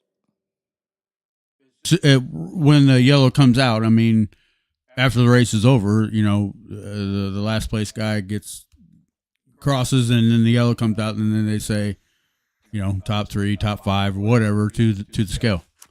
So then how do you explain, because this is where everybody's given high limited pass. They're giving high limited pass on this situation because the flagman and the race director were separated. And when the flagman threw the white, it was actually the checkered. Even Tony Laporta, who I think did a great job as announcing, he needs Chase Robin in there. Tony Laporta and Chase Robin as an announcer duo would be a fucking home. What? Fuck yeah. Home run. Because there was moments where Tony Laporta was good, but there was moments where I felt like he needs to stop talking and somebody else. Dirt racing going forward needs 2 announcers. I don't give a fuck what anyone says. Johnny Gibson, all of y'all are losers if you think differently. In my opinion, you are dumb. You are stupid. You're fucking idiots. You're unprofessional. Whatever the fuck. Dirt racing needs 2 announcers in the booth. Look, well, I mean, Johnny Gibson's Johnny Gibson. yeah, but He's been doing it for years, and Johnny is good at what he does. But he's peaked. He's the peak example, is what I'm saying. And you're not going to be able to imitate that. Often imitated, never duplicated. Chase Rodman, you're not going to duplicate Johnny Gibson. Sit the fuck back, put Tony Laporta in the booth with Chase Rodman, and that's going to work. exactly. And Johnny Gibson's probably the last. If dirt racing wants to get big, Johnny Gibson's the last single announcer. I got it right. I got the idea right here. Tony Laporta and Chase Rodman in the booth. Chaz Thompson out running around on the track. I ain't fucking helping that damn Illuminati bastard, Kyle Larson. He's all about NASCAR taking over dirt racing. NASCAR. Hold on. I am a diehard Larson fan. Don't get me wrong, but what's fair is fair. What's right and what is right, and what's wrong is wrong. I mean, let's get this shit straight. Well, the wrong is that I think Kyle's trying to tentacle his ass into this high limit deal so that NASCAR can turn high limit into ARCA. They just want to fucking take this bitch over under the NASCAR regime. Oh, and, Why do you say no? They got Kyle Busch in there and everything. well, I'm not saying that you're right or wrong. It's just that's the wrong avenue to take. It's the wrong avenue to take 100%, but you think that it ain't a 2 steps away from Flo taking over high limit? Flo already is over high limit. And Flo's already in with NASCAR sucking their fucking dick. I can't disagree with you there. But yeah, it's not the right road to go down. NASCAR didn't want dirt racing to rise like me and Tony Stewart talked about. We talked about this.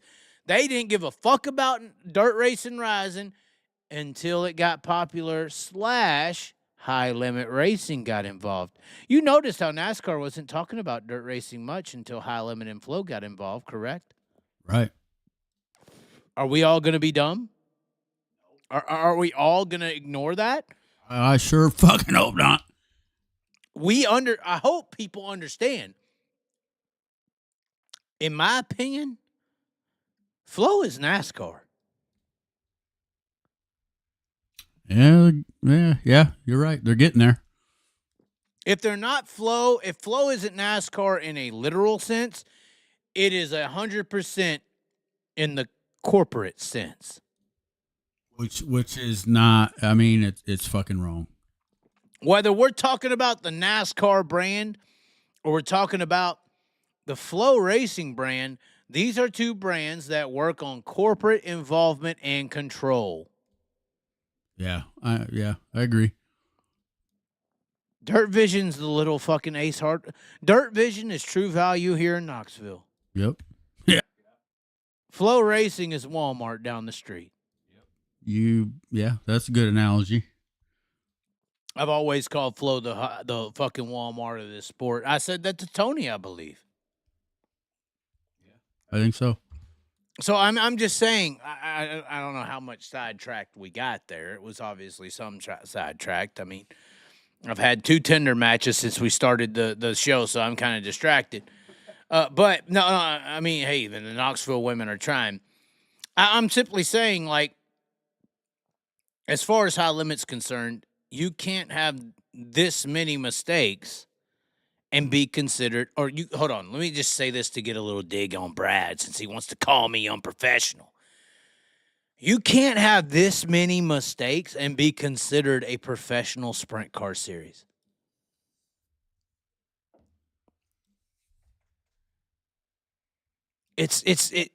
You can't.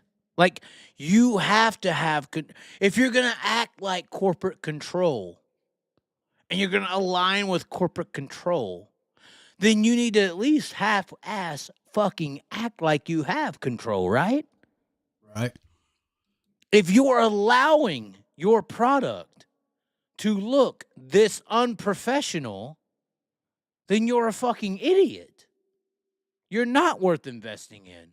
You're not worth that level of financial involvement, which financial involvement is the only reason people come corporate, right?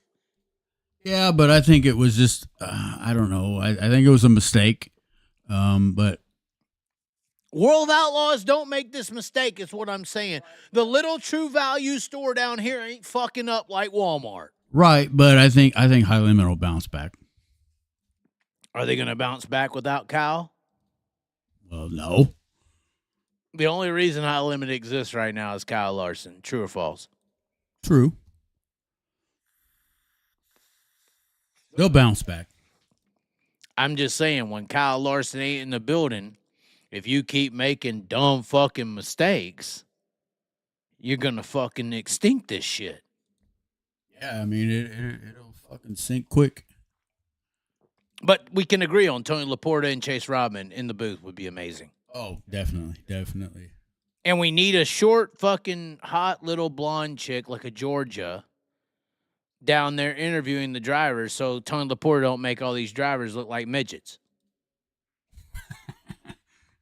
Yeah, he is a big guy. I mean, he makes these drivers look small, does he not?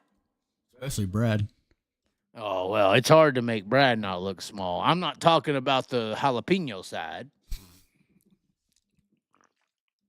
But no, I mean, I do think that this was a big hit. We're going to talk about it with Kevin Nouse. He'll have his opinions tomorrow.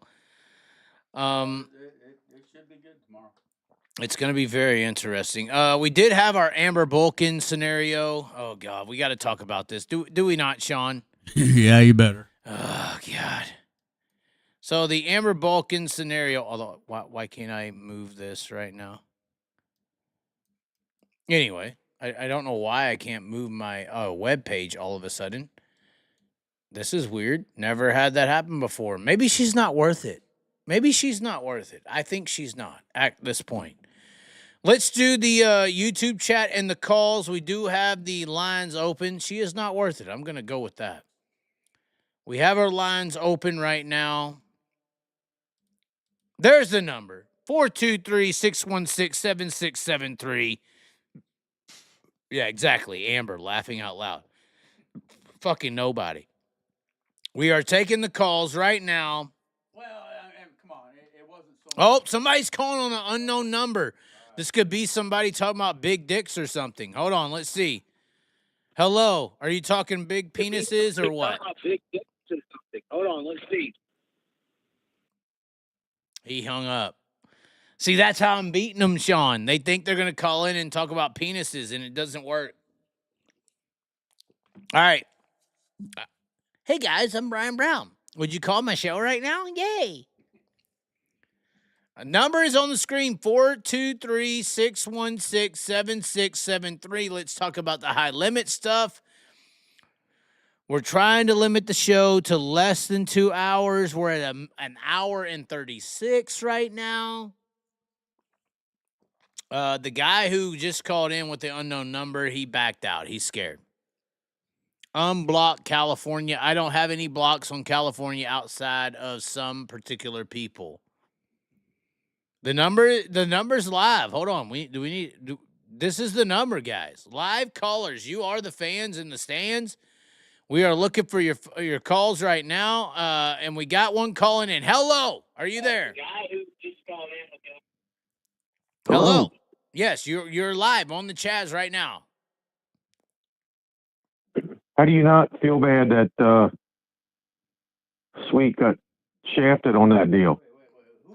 Who are we talking to? We gotta know who you're talking about, or who, or whatever, with the shaft and all that. Where are you from, at least? Well, it doesn't matter if I'm in Africa or if I'm in Alaska. I would think that Eskimos and igloos is a very big deal in today's society.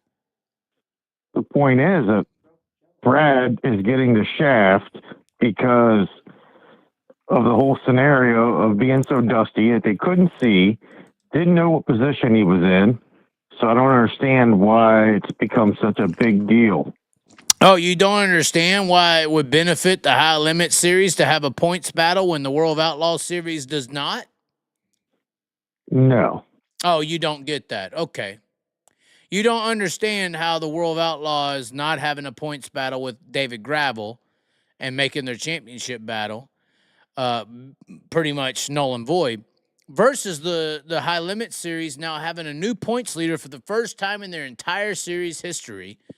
You don't see the benefit in that. You don't see how this could have potentially been manufactured to make High Limit look like they have a championship battle when they should not, because their best driver got Gravel team's disqualified. cheating. The Gravel team's cheating, and you know that. No, I don't know that. We tried the Yeah, fish you- finder. We I tried mean, other things. No, I don't know that. I It's think facts. You know, no, you- I they do. gotta I be do think cheating. I do think that High Limit potentially is manufacturing a points battle right now because there's nobody on the High Limit tour better than Brad Sweet. Period. And I think that maybe DQing Brad Sweet on a night is going to help that battle look more alluring. And I think that maybe this points battle is manufactured. No, there's no manufacturing that. Oh, not at all. Okay. No, you're digging too hard. You look too hard into things sometimes. Sometimes you have valid points, and other times you look into things a little too hard. Well, and you try to fix things apart. There's three World of Outlaw crew chiefs that agree with me, but that's fine. You don't have to agree. You're smarter than all of us. Well, no, I'm not smarter. I just look outside really the box don't sometimes. see the angle in the marketing aspect of High Limit having a points battle versus the World of Outlaws not? No, Okay. not at all. Okay. You must be a big Kyle Larson fan. Actually, I am. I'm actually a Caitlyn fan. Oh, I agree. Oh, now you're 100% double down. And I get it. 100%. Nothing else? Is that it? That's it. Okay. 42361. What about him, Sean? What do you think about that guy?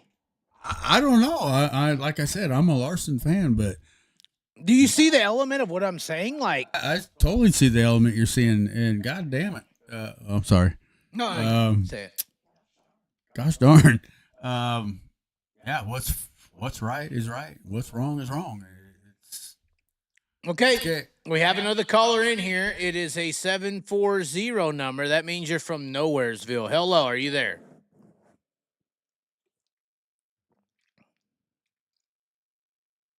Okay. He chose not to talk. We have a missed call from a 319. We're calling the 319. If you miss the call, we'll call you back.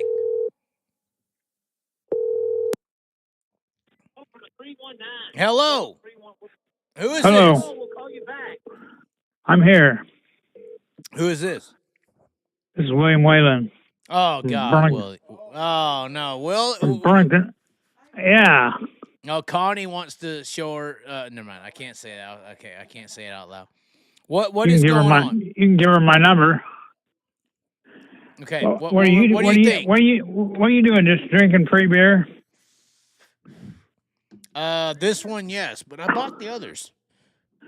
You bought the others? Do you just want to sit buy here one? and talk shit? We can end the call on you. Do you have any points or no? Do I have any? What? I got Casey's rewards. Does that count? No, it doesn't. I don't take the fucking Casey rewards.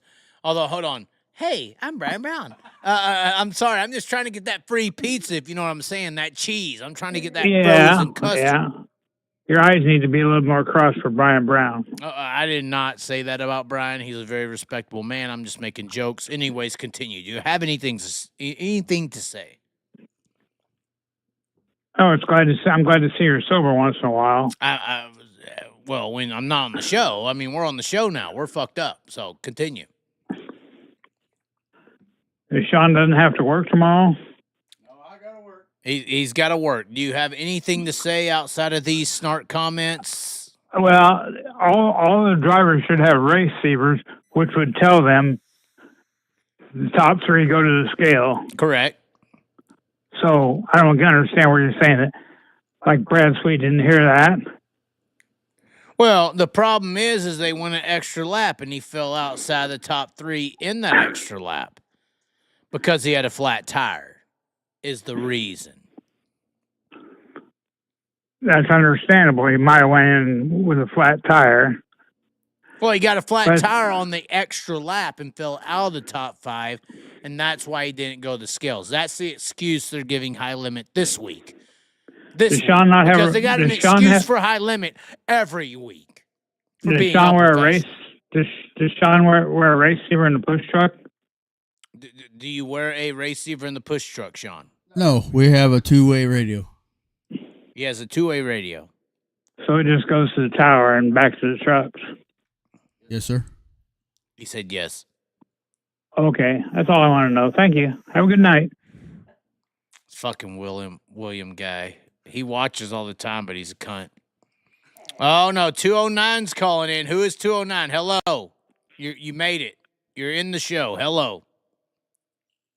Chaz, what's up, my buddy? I thought you were going to say my ninja, but it's okay. My ninja from another state. What do you got to say? What's going on? This is your buddy Wally from California. Oh, God. You're over there in the Broke Joe territory. I can't believe we're fucking going down. It's about to go down. Oh, it's about to go down, you're saying. First off, I want to say about the High Limit thing. So we're all saying High Limit fucked up by saying that they threw the white flag late. But think about it, Tony Laporta has never been up there. How do we not know that Tony Laporta might have jumped the gun and said, "Oh, it's white flag," when it really wasn't the white flag, because it wasn't a white flag. Well, those because officials, but they're all talking to no, each other. because the officials were separate from Laporta. Laporta was in an area to view the track. Apparently, High Limit does not make sure. They're very unprofessional in their operations. They don't make sure that their race director can actually see the track and can convey the proper messages. The excuse is that they didn't. The officials were not in the same vicinity as Tony Laporta. They weren't in a viewing area. They could see the whole track. The High Limit excuse is that they could not see, Mike Hess in particular, could not see the track, and that's why everything went discombobulated. Okay, so Chad, so you worked on the promoting side, you work for tracks. Yeah. And the promoter's not the one counting laps. You have your officials. The Your race officials are the director. ones counting the laps. The But- race so director. Race director has, exactly. So the race director, he has his officials in line that says, "Hey, you're in charge of counting laps. You're in charge of the scoreboard." And You're so in the flag charge. man, No, he no, has no, his no. See, headset that's on. where you're wrong. The race director is in charge. Hold on. If we need to break it down for you, the race director is supposed to be, in a professional sense, because I think High Limit's very unprofessional. The race director is supposed to be the director of the race. Does that title make sense to you? The race director Exactly. is supposed to be the director of the race. And if you can't make sure Right. that you're directing the race and you've made sure that the things are in place for you to do that, you're failing at your job. You're a loser. Right. So as a director, he's putting people in place in spots to make those decisions, and they're the ones watching the race, and they're the ones counting the laps. The race and making the director calls. controls when it comes down to race director, you not only control the race, you also control the people who dictate the race, like the flagman. Right, but I'm saying The as a reason race the elect- flagman threw a white flag with one lap to go when it was the checkered falls on the responsibility of the race director failing in conveying the message to the flagman to properly direct the race on the track. That's a fact. The reason the flagman threw a white flag when it should have been checkered, the reason that didn't happen properly is because of the race director. But the race director has to have somebody in place that is the head official. Your head official, your crew chief. You know what I mean? You like No. The race director is the crew I'm chief. from racing too, and so Hold like on. we have our race Sean's got a director. Okay, go comment. ahead. Hold on. Go ahead. Okay, Go ahead. this isn't Port Royal or any other track, but Knoxville, the race director is in the center tower. Right. And he makes the calls, and he. Can you hear him? Yeah, I hear him. I hear you, Okay. Sean. But Hey, yeah, what's up? hey, I love my Asians. But yeah, it all falls on the race director. I hear it on the radio pushing sprint cars. So I mean, Right. It does fall on the director. He's a director, but the director puts the people in place to make those right calls. Correct. And that's my argument. This is why High Limit's very unprofessional. It's probably about to fall. Because their race director is not directing the race, the scenario, the situation. You don't ever hear about this shit happening on the outlaw side. Ever. This don't ever happen But on the world sure? outlaw Are we side. sure, Chaz? Are we sure that Tony Laporta just didn't I have say never it's a white seen- flag? When's the, I mean, 'cause that was his first time up there. I'm just saying. Somebody in the comments, show me a race where the World of Outlaws threw a white flag when it was the checkered. Somebody link but me. I mean, Because, show me. do we know for sure? Do we know for sure that Tony Laporta wasn't ahead of himself? That's what I'm trying to say. Well, how is the flagman ahead of himself? No, maybe the flagman and everybody else was on the right steps. What I'm saying is Flo and Tony Laporta, they got ahead of themselves and somehow got a lap ahead. No, the flagman did as saying. well. The flagman threw a white flag when it was supposed to be the checkered. That's the But excuse what I'm for this saying, Chaz, entire what I'm scenario. trying to say, Chaz, is how do we know? Because how do we know that they miscounted? You know what I mean? Because Did someone that's why they DQ'd Brad Sweet. Because Brad Sweet on that final lap fell out of the top 3 and wouldn't have had to Right, report because he to thought the it was supposed to be scales. checkered. Right. Right. That's how we know. All right, yeah, that's a good point. But can't argue that one. Go Son ahead, of a Sean. bitch. Sean's got something to say. I mean, it could have been human error. I mean, we are human, and humans do make mistakes. Exactly, we're all human. But we're talking about, what was it, a $50,000 Right, race? it's national, yeah. Yeah, you can't be acting like the World of Outlaws if you can't do it. Often imitated, Right, never this ain't your duplicated. local You're trying to fucking Stock duplicate 99 them and you Speedway. can't do it.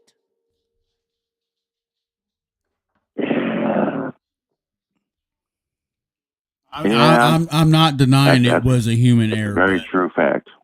I'm not denying it was a human erre, but it Okay, could have so been. then, okay, my next. All right, So, he's got another point. Let's hear it. Right, we're going to stay right here in the high limit. Okay. So we got to give praise for high limit to actually DQing Brad Sweet for not going to the fucking scales.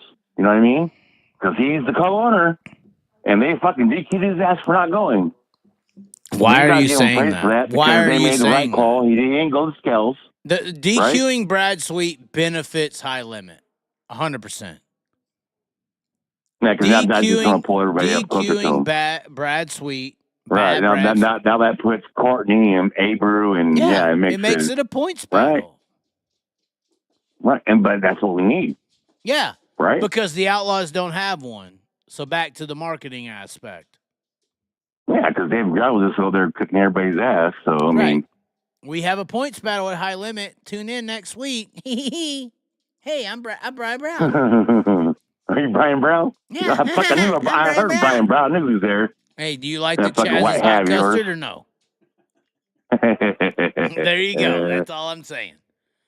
Hey, So it benefits Chaz, them I in want every to know one angle. thing. It benefits them in every angle to DQ Brad Sweet. It benefits. That's true. But at the same point, we were talking about they'll never DQ nobody. You know what I mean? We ain't talking about them. They never DQ anybody, and then they finally DQ somebody. Finally, And right? now, I mean, yeah, finally. Well, No, hold on. Sean's got to say Chaz, something. Sean's got to cheats. say something. What? It's to It's DQ one Brad. thing I've learned because I've been around racing my whole life as a kid, and I've worked in the pits, I've worked on pit crews, and if you ain't cheating, you ain't trying. Right. That's my point. Or you know what I mean? And if you ain't cheating, you ain't up front because guess what? Those guys up front, they're cheating. Yeah. And if you want to be up there with them, you got to fucking cheat. And it's all about the fucking gray book. It's the gray area. Yeah, and who what gets can I get away with? Yeah, and who gets What can I get away with? Who gets the gray book and who doesn't? We're gonna be talking about that with Kevin Nouse tomorrow. Oh, tomorrow's show is gonna be extremely interesting. Oh, I think it's gonna be extremely. And that's another thing. I think he's. I mean, that's the thing too. He said, "I'm not trying to sound like a crybaby, disgruntled ex-employee," but so he already said he's going to be. By him saying that, he's going to be labeled. Be. No, he's going to be labeled that way no matter what he says because that's how the media portrayed him 6 months ago when he split with High Limit and started speaking out. That's why he's going to be labeled that. Well, hold on, Sean. What? No, I'm just agreeing. Yeah, because that's what the media outside of the Chaz said he was. All the dirt trackers, all the Jeremy well, I don't want to say Jeremy, but all the fucking media portrayed him as some disgruntled ex-employee. And if you're a Kyle Larson fan, and that's the only reason you're supporting High Limit, You're going to believe that no matter what he says. You're going to initially agree with that narrative because that narrative was pushed. Right. Yeah. But so that's why I'm at the telling same him. point, like I know because I've been at just local. You know, I mean, we race locally here, and the teching and it's all about who you are. Like, you know what I mean? If you're not a fucking top guy, well, fuck. Oh no, well, fucking this guy. Oh, we'll let this slide because you know who you are. got big sponsors and you bring money. You know what pay I mean? the Like, track. you know what I mean? Or Just like Stockton, you know what I locally, mean? what happens locally is that the guy who's cheating is sponsoring the track, $20,000 a year. What happens in the local region is that guy is fucking the fucking track promoter's daughter. You know, this is what happens. This is what happens. I mean, this is the truth. Yeah, it does. So, I've seen it, Chaz. Hold on. We just talked about $20,000 or fucking track promoters' daughters. Hold on. If you are Kyle Larson, are you about to get DQ'd in your own series that is only existing because of you? Really? Well, I mean, they really? keep Brad. Hold on. That's like 25, 30 levels higher than fucking the track promoter's daughter. Yeah, it's way, exactly. Yeah, it's never going to happen. It's fucking way higher. It's fucking above the fucking goddamn roof. You're going to DQ the Corey Day car that we're all suckle-jucking to fucking get into a Hendrick car? Yeah. Come on. See, this is why they're mad at me. They are mad at me because I know how they operate. Because I've been on the local level where I've seen if a guy fucks a track promoter's daughter or a guy fucking sponsors 20 grand or 10 grand or 5 grand, he gets special treatment. What do you think these fuckers are getting? Exactly. Like, so I grew up on fucking asphalt, and I've been on dirt for like about 15, 20 years now, but I grew up on asphalt. And then, so even like, we went for national series. It was national, but it was a state championship, and they were fucking doing dirty shit back then. Like, you know, we'd go from this fucking track to this other track. You know what I mean? We'd go from fucking Altamont to fucking Madeira, and the fucking officials were fucking dirty. Like I was a tire guy. Oh yeah. And fucking, so like, I went to the fucking spot where I'm supposed to get the tires. And I said, okay, you're fucking good. They're supposed to mark them. And they didn't fucking mark them because the guy I was pitting for was Harry Boleto. And this guy, Ken Boyd, who was there, like, he was a fucking, you know, the big guy. Right. And then I fucking brought him back. They made, you fucking, those tires are fucking, your tires aren't fucking marked. Those are fucking bad tires. What the fuck you mean? You told me these tires were fucking good. Like, you told me I could take these tires and take them back to my pits. And then they said, oh, no, we didn't mark them. So, nope, can't have those tires. Well, and see, this is how Broke Joe gets a following, but he's a piece of shit. He calls out the truth, but then he spins into his lies and his manipulational ploys, and he's a piece of shit. But what you're talking about is very true. And that's what I've been saying, you know, and it happens. And I was young at that time, you know what I mean? I was very young. I was a youngster at that time. If it happens on that level of what we're talking about. So exactly, on a bigger level, it's even bigger. Yeah. Oh, yeah. That 57 will never be DQ'd. Ever. You're right about that. That is one thing you are. You think when he said the fucking N-word, maybe if it goes to World Outlaw race, it might get DQ'd. Hold on, this was my issue in 2020. You think when he said what the about World Outlaw N-word, race? you think when he said the N-word and came back to dirt racing and was winning, they're ever going to DQ that? You think there was ever going to be in the 2020 year when he came back to dirt racing and gave dirt racing this big fucking push that they never seen before? You ever think there was going to be a headline, N-word Kyle Larson DQ'd at local dirt race? Hold on. And then comes back to fucking NASCAR and fucking Hendricks. Went from fucking, you know what I mean? And that's why, me and Carson Macedo went toe-to-toe at a steak dinner one night. I said it was planned. How the fuck you got a person saying the N-word and another person kneeling, like Bubba Wallace, Black Lives Matter in Right. an election year? How does that happen so perfectly, so instrumentally? How does that fucking Right. happen? And that's the same year fucking Kaepernick, the Niners quarterback, did the fucking kneeling. And he got fucking blackballed. You're wrong. Never There. played It a was fucking football. prequel. It was prequel, I think. That But or look, no, that was Kaepernick post. though. That was Kaepernick post. got blackballed and never played again. Yeah. Well, yeah. Right? Well, once again, instrumental. We're talking Yeah. Illuminati, technically. He wasn't at the big end of the enough. day. Yeah, We're he talking wasn't about big how enough. they play the game. How they Right. play the He game. wasn't. He was a little chip. He wasn't a big chip. Right. We're all just sheep, and they fucking put on the spectrum that we believe. Yeah, you're right. That's the sad part. I've had an argument with Carson about this, but apparently Kyle was saying, "Can you hear me N-word?" to Carson in iRacing. Right.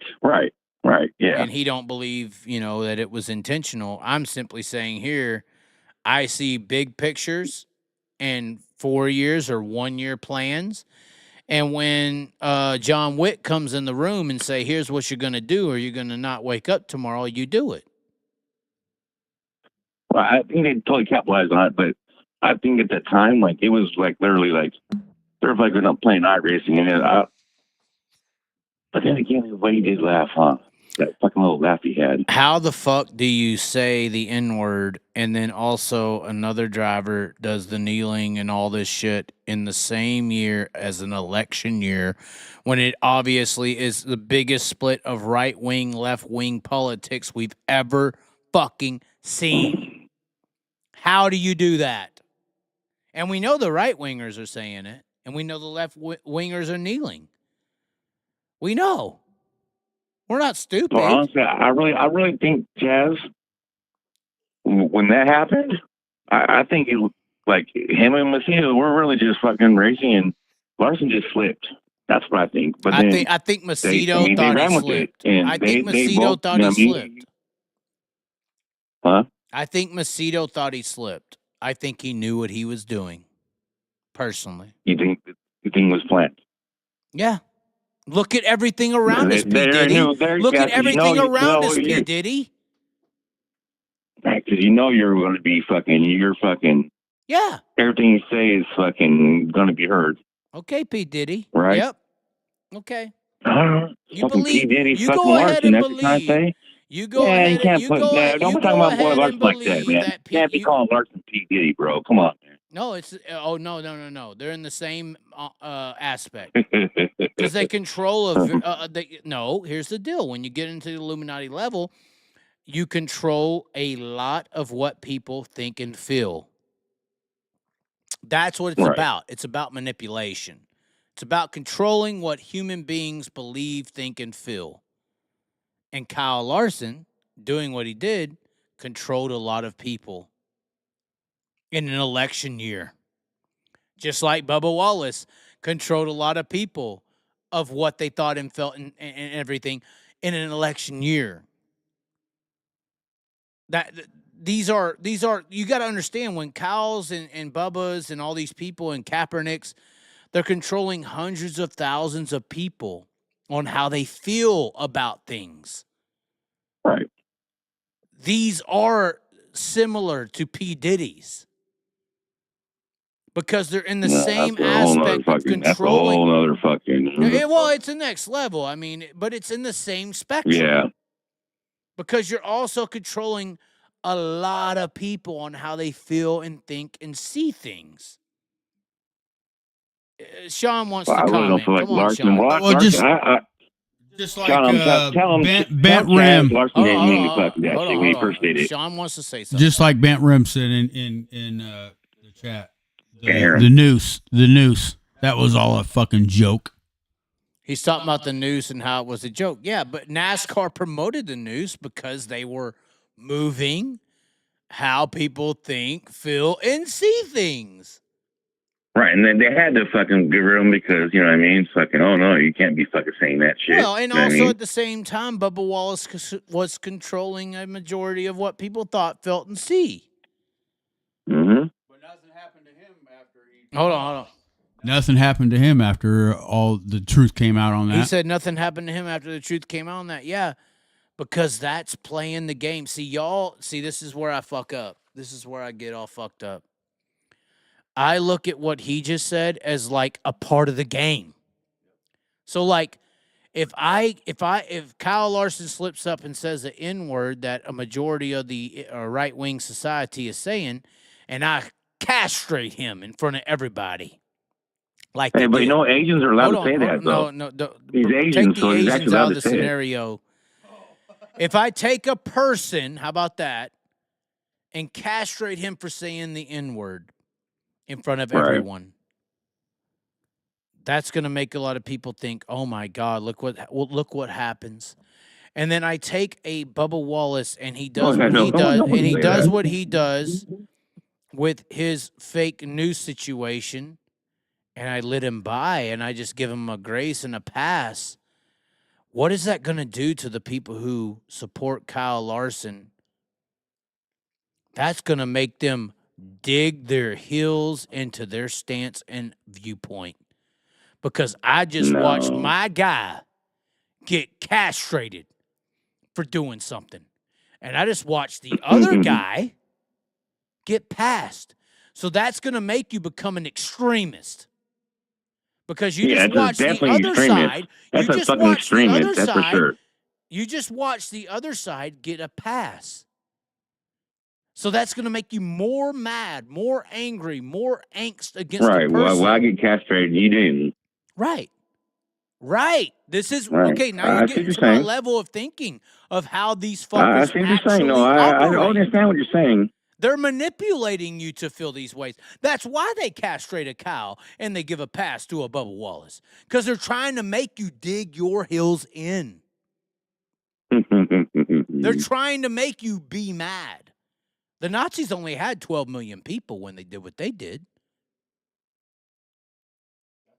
Yeah, that's a whole other story. That's a whole I'm other just saying, right there. you only need so many people willing to die on the cross for an ideology to make it a big ideology. The Christians only had about 6,000 people when Jesus was on the cross. You only need a certain majority of the fucking community to really dig their heels in on an ideology to actually make a difference. The problem with the left and the right ideology is that the left is very advocative. The right just stays silent and wants a leader to lead their ideology. That's the big difference. You don't see right-wing ideologies preaching in the street as much as gay pride parades. That's the difference. The reason they need that, because the right-wing society is based on a fellowship. That's why Trump has so much success, is because nobody within the right-wing community is willing to advocate. They want to follow. It's based, and that's why it's based in Christianity, because Christianity is based on a fellowship. I mean, once again, we can go deep on this. This is how I've learned and studied and how they're manipulating our societies. But this is how they're doing it. Whoever they fucking are, whether it's lizard people or Illuminati, who the fuck is this they? is Who how is they're they? doing it. You know what I mean? Who the fuck is they? You know what I mean? Like, yeah. Yeah, whatever they are. Yeah, it depends on what group you believe or what you believe, and you know what I mean? What you follow or what you believe. Right. Well, whoever they are, my point, this is how they are manipulating us humans in our little world. This is how they play us. This is how they manipulate us. This is how they scheme on our minds. Because the 100 gorillas versus, or 100 men versus one gorilla deal was so fucking funny. It should have woke so many people up to understand that you're not stronger than a gorilla human. But how are you dominating? Oh, that was stupid. Yeah, that was stupid. That whole fucking thing was stupid. My point is, how is the human more successful, dominant, and ruling the world around us? It's not about the strength, bro. You can go and lift as many weights as you want. You can Right. go and be I as big agree. as you want. It's the fucking mind. Your mind is It's your fucking morals. The morals. No, it's not just morals. It's not just morals. We cage a lion or a gorilla because its strength is its strength.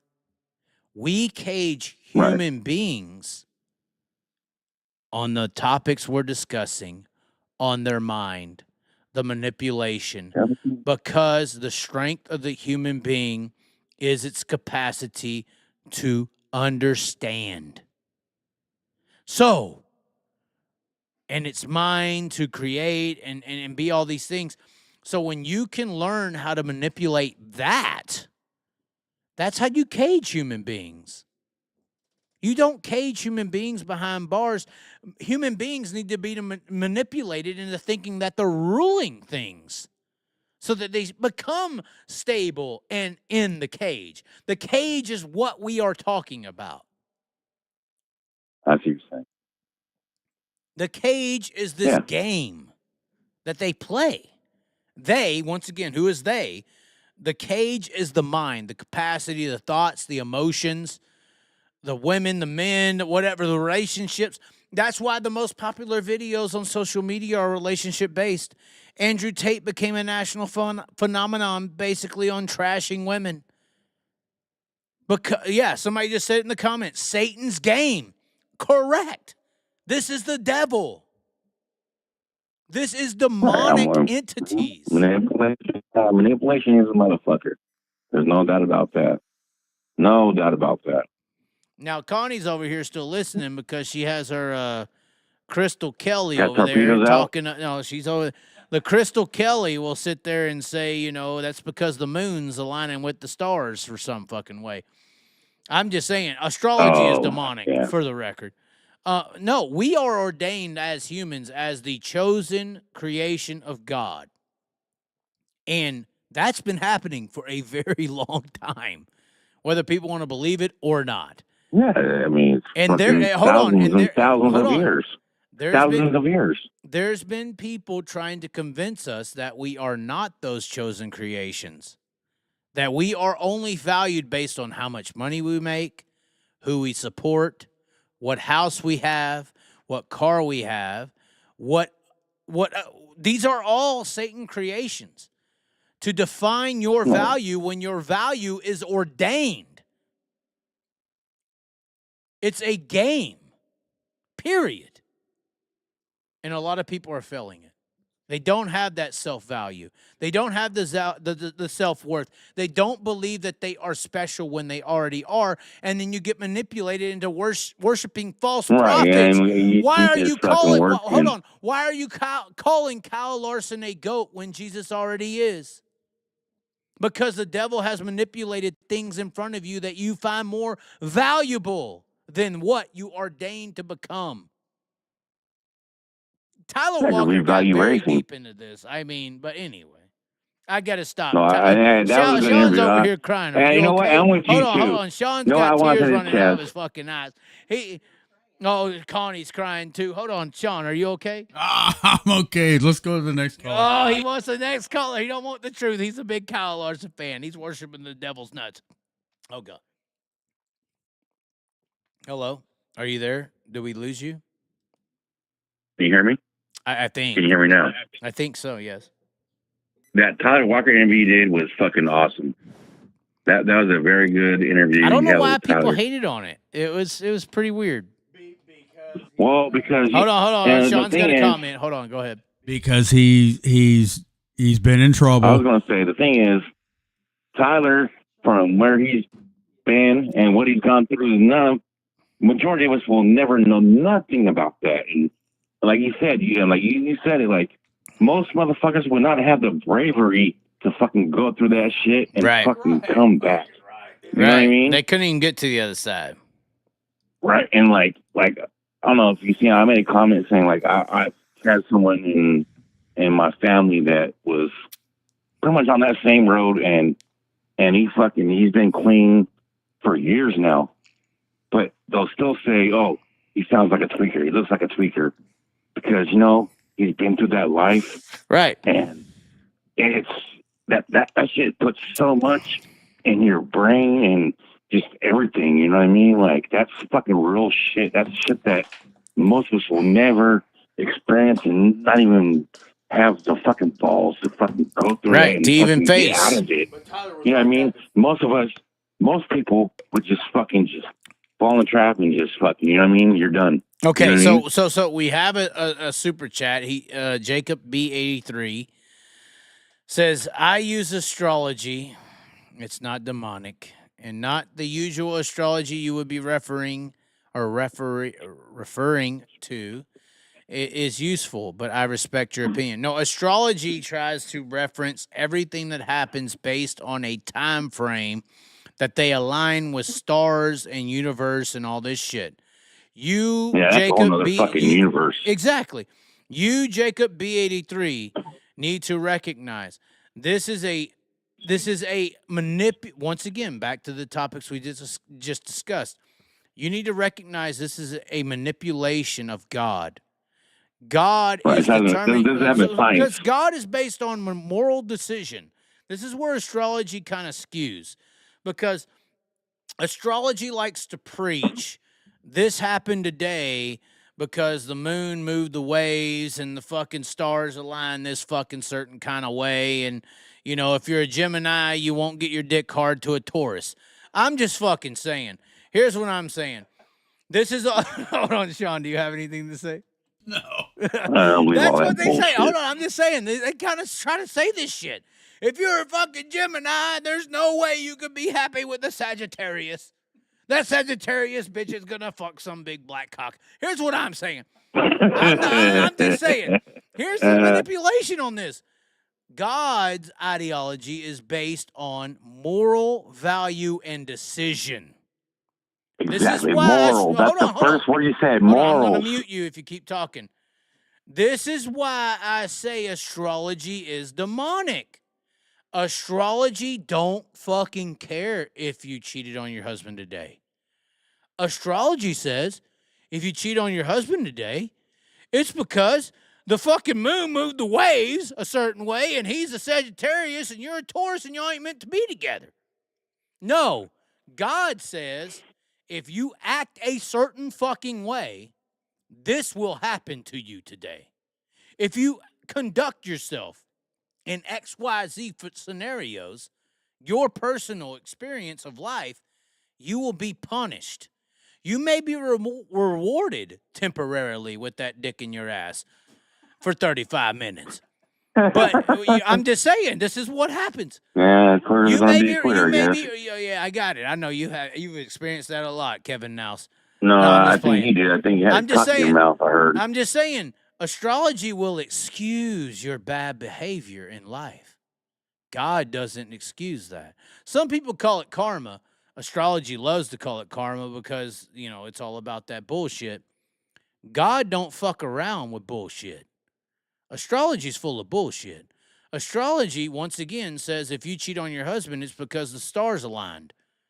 No. No. You could say it's bullshit, but this is what some people preach. It doesn't have to do with how your signs aligned. It has to do with how you acted today. Were you a good human? Exactly. Were you a good wife like Connie? Or are you a bad bitch like, I can't even name her name. Are you a fucking, you're a married couple? This is how astrology operates. And that's why it's demonic. Because astrology promotes bad behavior. God does not promote bad behavior. And that's why I call it demonic. Because God has ordained you as chosen. God has ordained every human on the planet as a chosen individual. And it is up to the devil and demonic entities to convince you that that is not true. That the reason things are happening in your life is not because you followed a path, but because the stars aligned with the moon and the waves were a certain fucking way. No, bitch. Bullshit. You need to act a certain way, and here's a game plan on how you can act and things will work good for you. And here's how a game plan goes, and it won't work good for you. The problem with astrology is they took all these fucking signs and they basically mixed up the entire human anatomy. Every fucking sign in the whole entire astrology calendar could be every fucking human that exists. They just convince you You that look at you your are fucking one of them. horoscope. It tells you one day, oh, you're gonna fucking, you're gonna be happy, and then you're gonna go to the fucking mall and buy Or you're this and not want yeah, you're gonna this, cheat or on Sean you know what I with mean? It Brian tells you Brown. fucking I mean, shit yeah. that yes, it could be. This It is could be why for it you. It could be happened. for me. No, It could be motherfucker. for Sean. It could be for Connie. You know what I mean? Right, but And no, we could God all have doesn't say different that. fucking. God doesn't say that. God says you are ordained. Yeah. You are a chosen individual. You have freedom of choice. God gives you freedom of choice. That's the game. We basically live in a game. We live in a game. Right. This is. This You is want the to go game. this way? You want to go Where this is way? your What's your soul decision? going? The guy who Right. the guy who called me 2 days ago, it's still most surreal fucking random phone call I had. The guy who called me, well, Friday, I don't know if it was 2 or 3 days ago. I've been drinking this IC Light by fucking Billy Dietrich. It's his fault. I can't remember. When he called me and said he had a fucking gun in his mouth and pulled it out of his fucking mouth because of the things me and Tyler, it was fucking crazy. I was like, what do I say to this? Because me and Tyler Walker had a conversation about God's unconditional love versus woman or man's unconditional love. I sat there and I told him, that's a great fucking story, bro. Like, it's not a story. I hope he's listening, and he needs to fucking know that. You know what? Do not let a woman put you to that position. You know what I mean? But we are manipulated by that from day one. All of our mainstream music, the Morgan Wallens, this is why I have a problem with music. My fucking radio stays on Air One or K Love. If y'all know what that is, you need to fucking figure it out. It's Christian music. It's got some good shit. But these other fucking music things, they're all manipulated. Pink Pony Club's about a stripper. Morgan Wallen's crying about some fucking girl who don't want him, and then he's fucking another girl the next week. Class, right? Yeah, I mean, it's all about infidelity. It's all about... No, Jacob B83, you're going to get some fucking truth, you damn... he's probably a fucking, what is he? He looks like he's a fucking Virgo right now. But anyways, what I'm saying, I studied the enemy. I ain't just saying shit randomly. But what I'm saying is, like, I told him in the moment, I said, when you had that gun in your mouth, I'm a firm believer because I almost married a suicide survivor.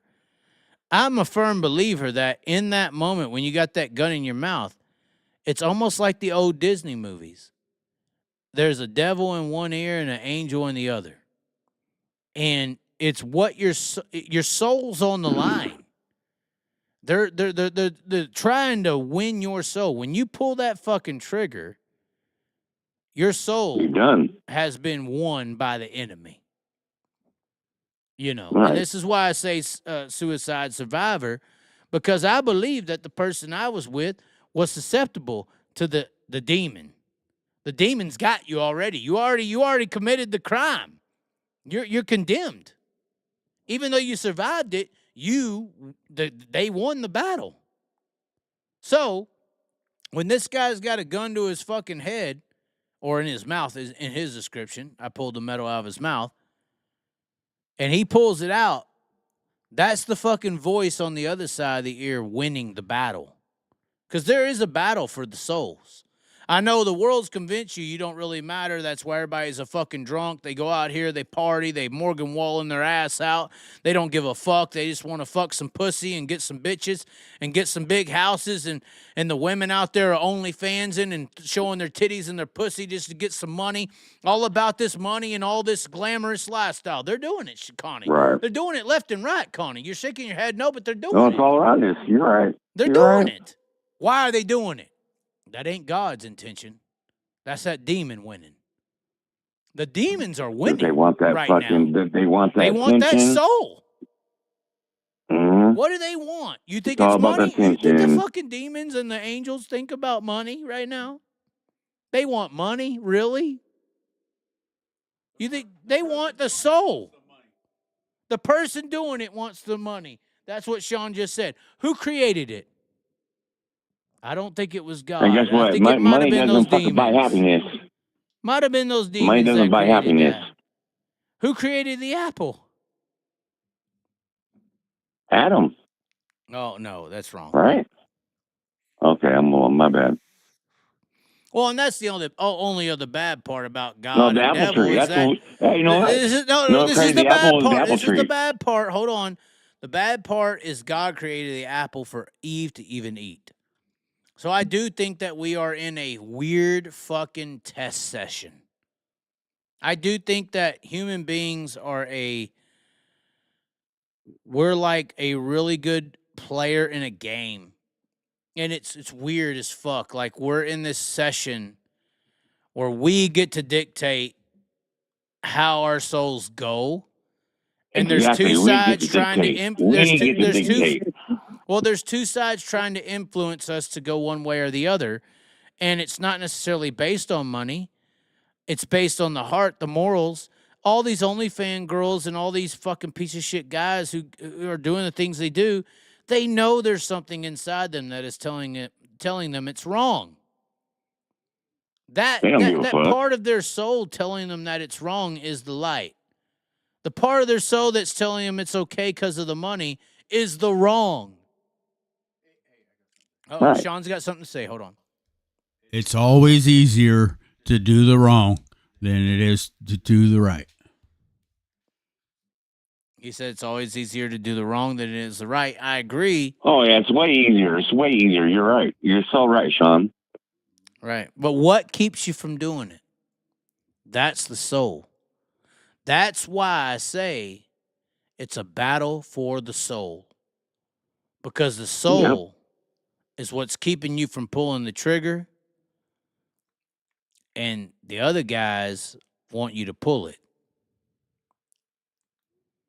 It's a battle for the They soul. don't give a fuck.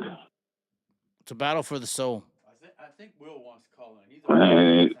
It all goes down to morals. I'm telling you. But the soul instills the morals. Right. It goes hand in hand. And somebody's Can't have trying one to without take the other, it. right? Somebody's trying to take it, right? Somebody's got to want to Mhm. ruin that. Somebody's got to want to break that, I right? say, what's your price on your soul? You know what I mean? Or you want to sell your soul? And motherfuckers will sell their soul. Because that fucking money looks so fucking good to them. Right. You know what I mean? Well, you could be a young they'll sell that money. soul You real could be a quick. young money. You could. The devil could. Hold on. The devil could. The devil could come up to you and say, "I'm going to make you the greatest race car driver of all time, sir." Oh, fuck. Oh yeah. When you get into it. Oh, When fuck. you get Here into we it. go. You know, is God damn it. is it actually Sean, get his Kyle on ass. the Sean, track, or get is him. he possessed? Is it Godspeed or is it Speed Demon? There's two sides to racing.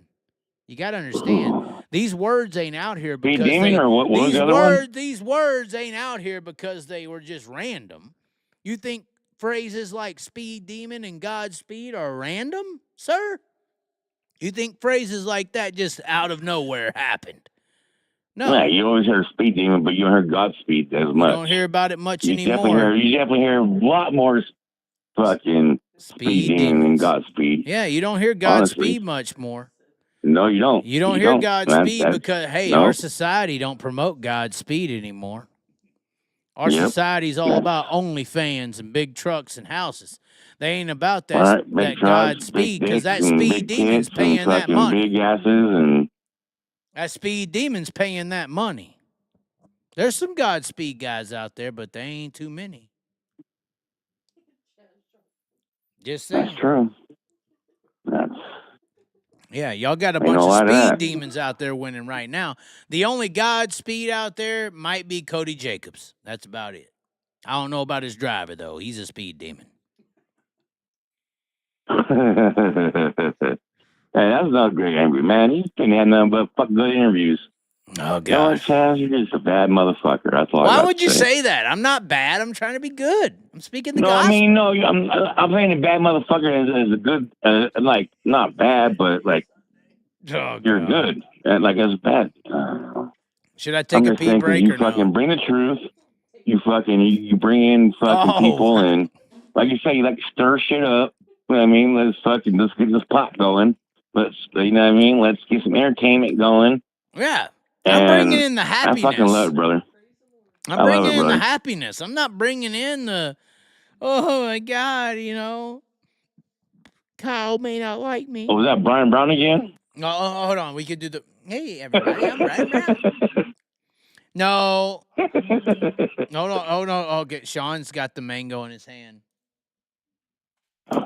Yeah, we tried that Bush mango Oh, no, they or ain't no Bush peach. Mango. The Bush peach. I see. Yeah, what do you think about that one? He's drinking the icy mango. What do you think? It's good. I like it better than the IC. He likes it better than the icy. But no, the Bush Light peach and the icy mango is very similar. I will say that. Is it? I've had the Bush Light peach, and I thought it was pretty good.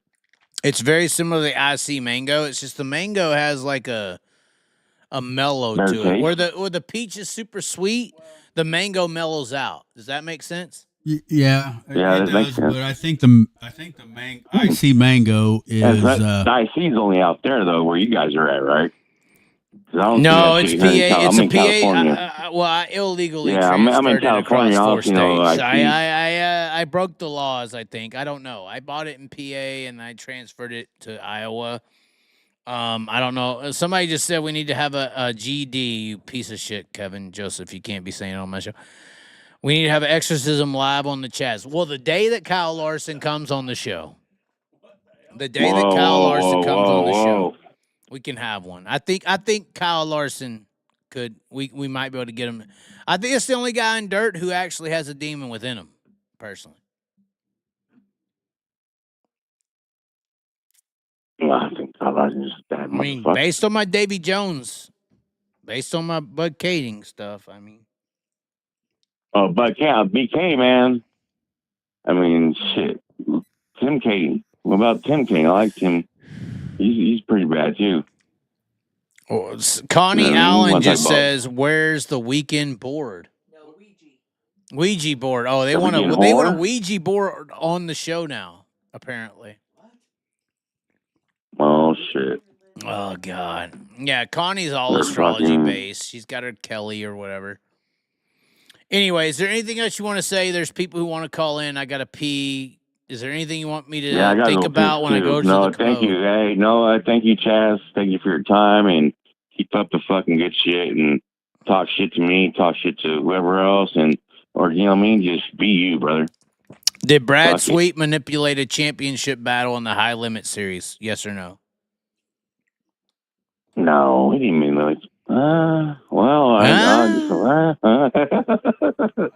No. Did Brad? Hold on, did David hold Gravel on, win a Sean, what? championship because Brad C wasn't there?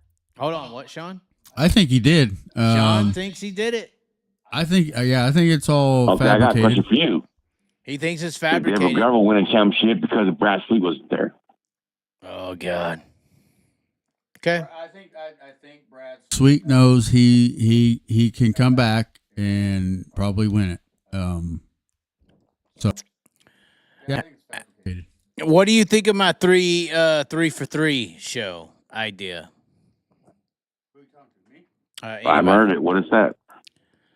The 3 for 3, I want to put on a show at Knoxville Nationals Week. I want to do a show where it is David Gravel, Kyle Larson, Brad Sweet, the 3 names. You got to put Sweet in there because he's won everything. Oh, and then you and Billy Dietrich? No. I'm talking about on the track. I want to do Brad Sweet, Kyle Larson, David Gravel. I want them to line up in a line, and I want them to race 5 laps at a time. The first 1 to 3 wins. But for instance, I want them to start. If they start like Kyle Larson, David Gravel, Brad Sweet, they go 5 laps. Whoever wins. Right. And then the next race, I want it to be the guy who started first starts third. So David Gravel will go first, Sweet goes second, Larson to the back. Right. Whoever finished third. Right. Yeah. Whoever So finished first. I want. Well, no. The lineup will never change. The finishing order could, but the first person to win 3 races out of that lineup that snake drafts, which means the guy who started third will start third to first twice. I want that guy. Okay, now do they come at the line straight up? Three wide? Whoever wins the first three is nose to tail. Is the champion. Yes, whoever wins the first three, there's no more David Gravel, Brad Sweet, Kyle Larson debates. Those three going at it. So kind of like a revigorated idea behind the whole Swindell Kinzer Wolfgang idea, but a literal show where we got the three guys. There's no fucking debates. Whoever wins it, 3 for 3. Whoever gets it done, that's the guy. Fuck it all. Right, but they come to line 3 wide, right? No. I don't want the 3 wide No? anymore. No, I want it nose to tail. No advancements. No, there's going to Okay, be an we're going advancement. There's we're going to going be single advancement. file. Here's what I'm Single saying. file. Single file. Whoever starts first is going to have the advancement, but that's why you rotate them. So whoever starts pole Right. is going to the back. Whoever starts third is going to second. Whoever starts second is going to first. You rotate that Gotcha. over and over. Whoever gets to the first 3 wins. First to 3. Yes. 5 laps a shot. I like how that.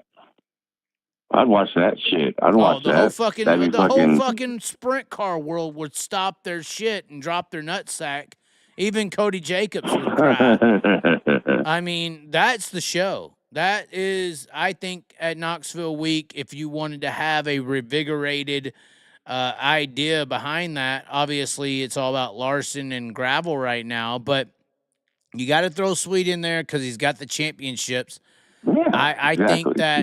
think that would be a fucking That's show. your 3. That's your big 3.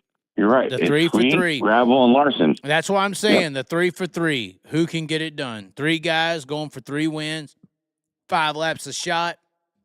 That's the show. Yeah, I need to promote that shit, Chaz. You need to fucking get some sponsors.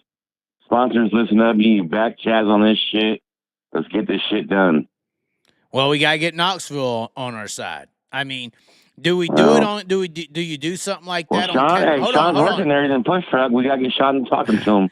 Do you do it on Capitani night?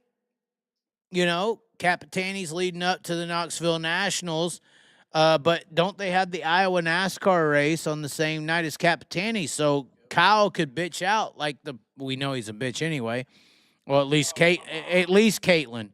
I mean, would he bitch out on a scenario like that or something? Yeah, I would say somebody just said 25K. He would go in there and whoop both their asses.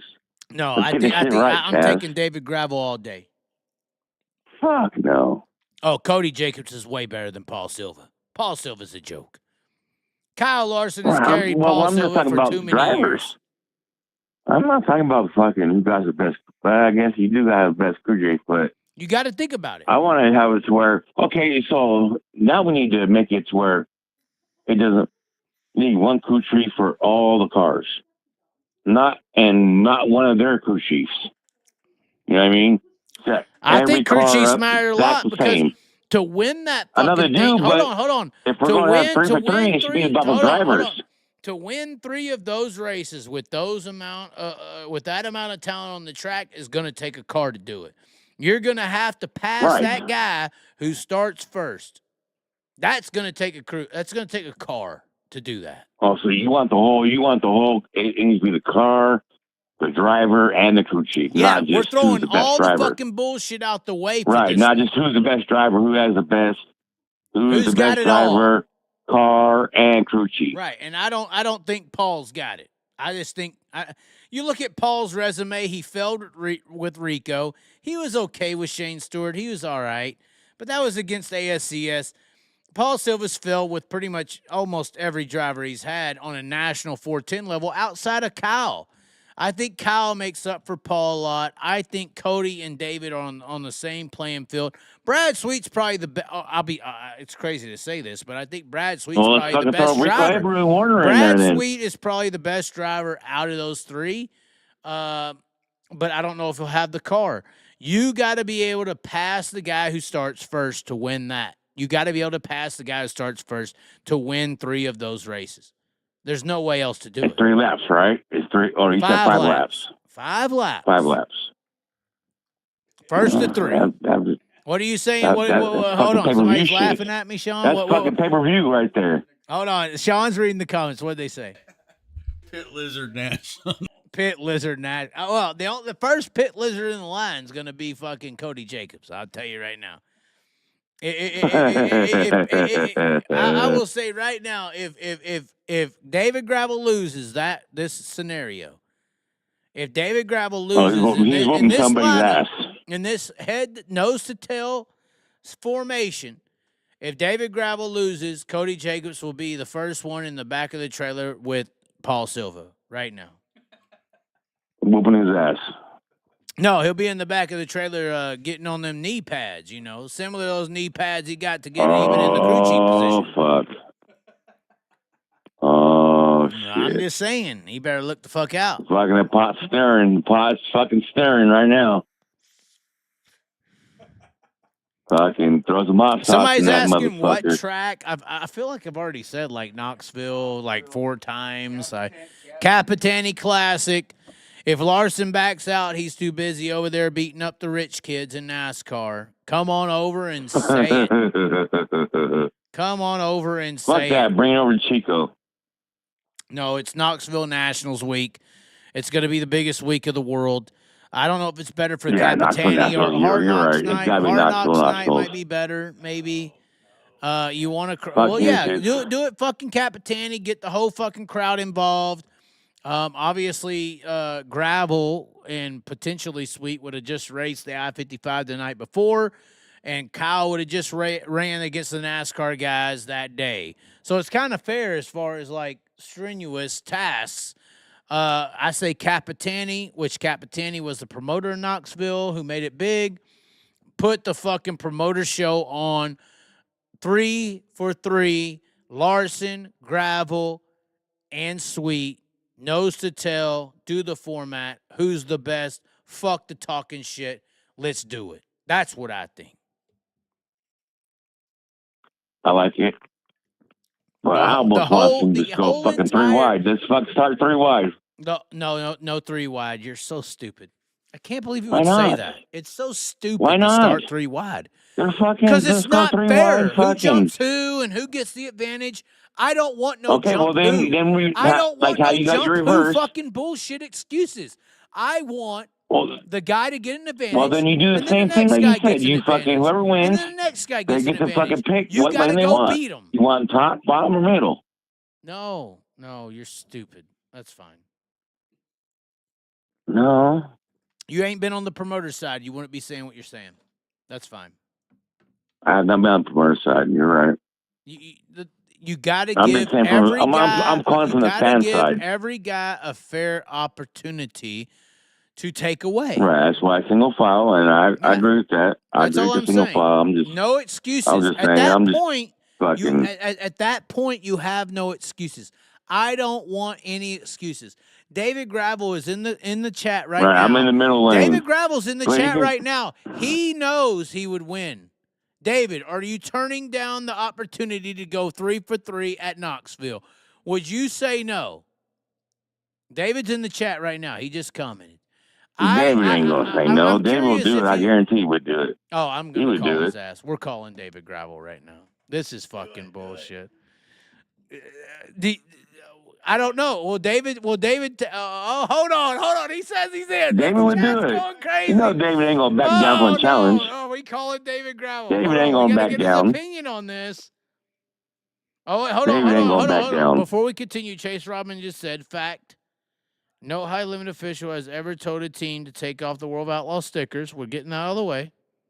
Multiple cars at Butler had the World of Outlaw stickers on, including full-timer Dason Persley. I did say the 13 car had World of Outlaw stickers on it, which is the car Dason Persley. We are about to call David Gravel.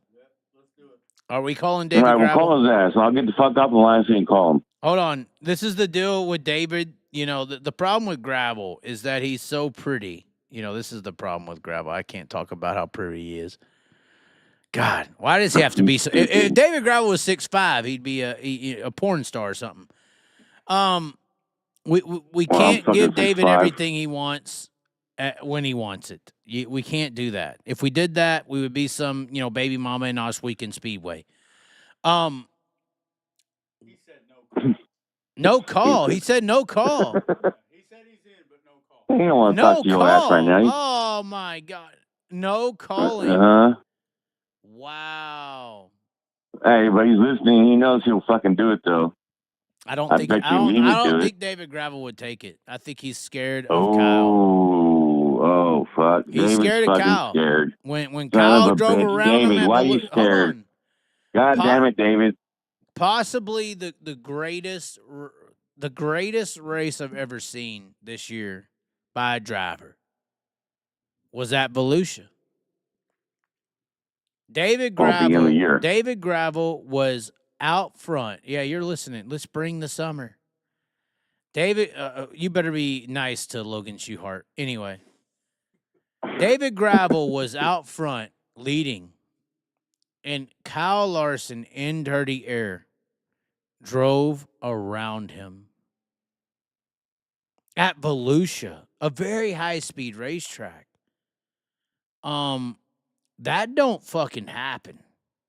You got to get to lap 10 out of 10 times in sprint car racing. You have to get to lap traffic as a leader for anyone to ever threaten your leading position. Right. And Kyle Larson drove by David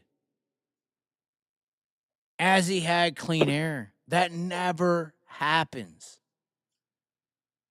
Yeah, look at him. Look, Well, David's in that's the why comments Kyle right is now. Kyle. Look, David's in the comments. It took rubber Chaz. He found the top first.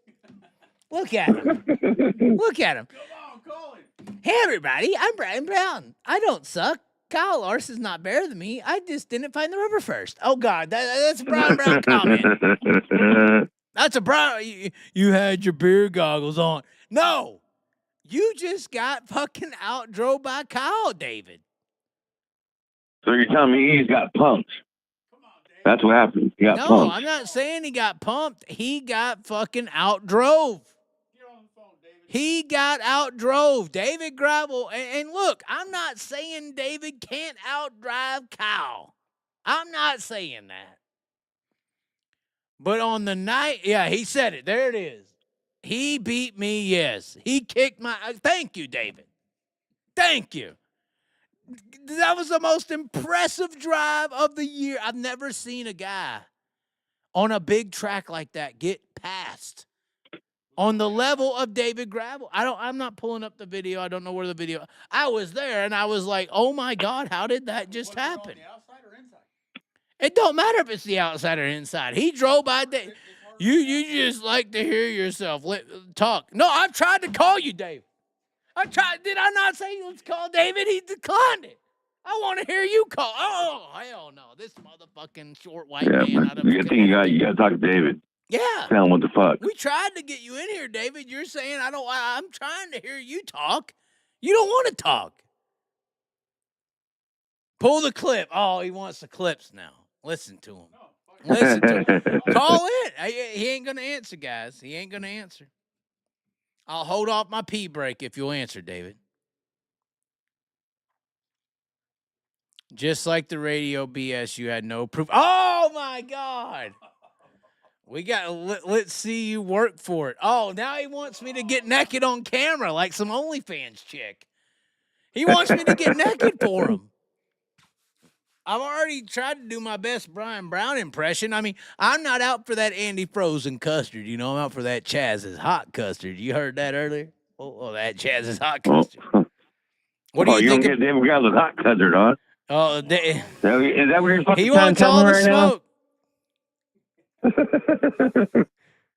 He says Kings Royal Week, bring it. Fuck. You know why he says that? Let's just be honest. David can comment all he wants.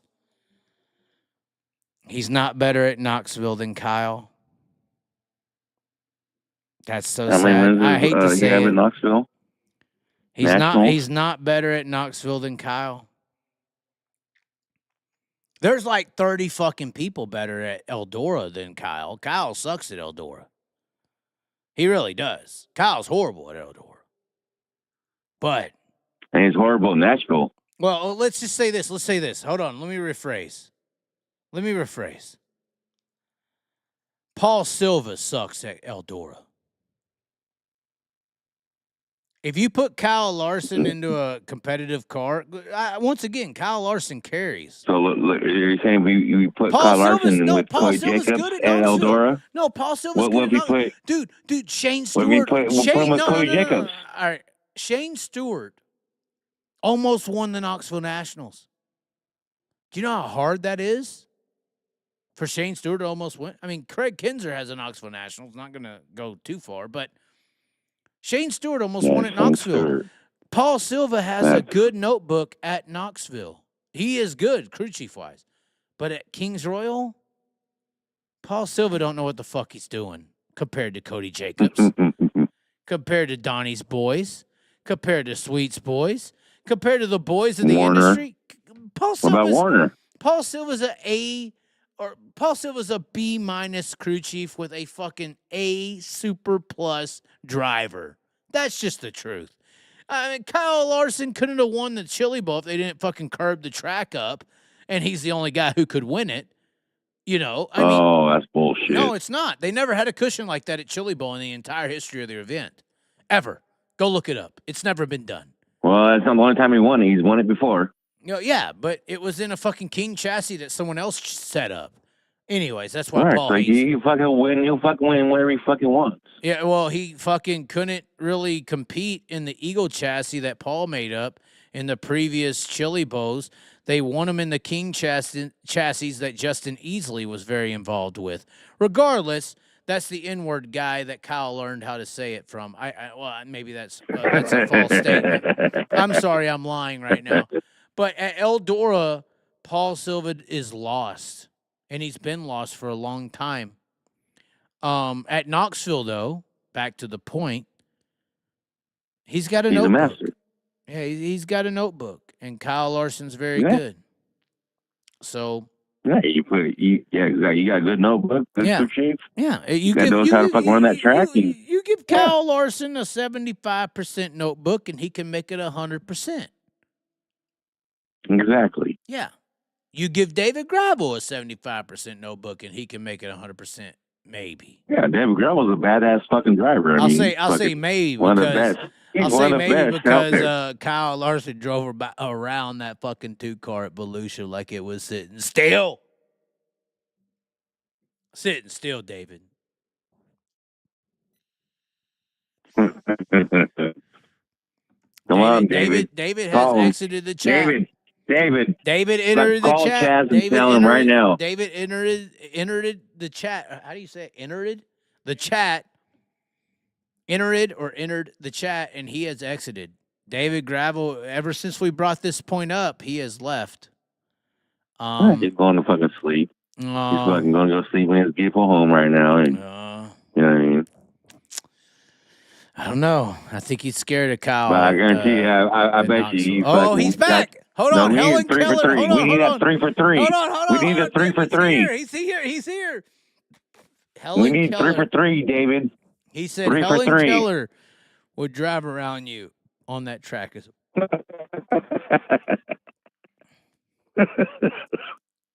I can't. What do you think about that? I got to take a piss. Take it over.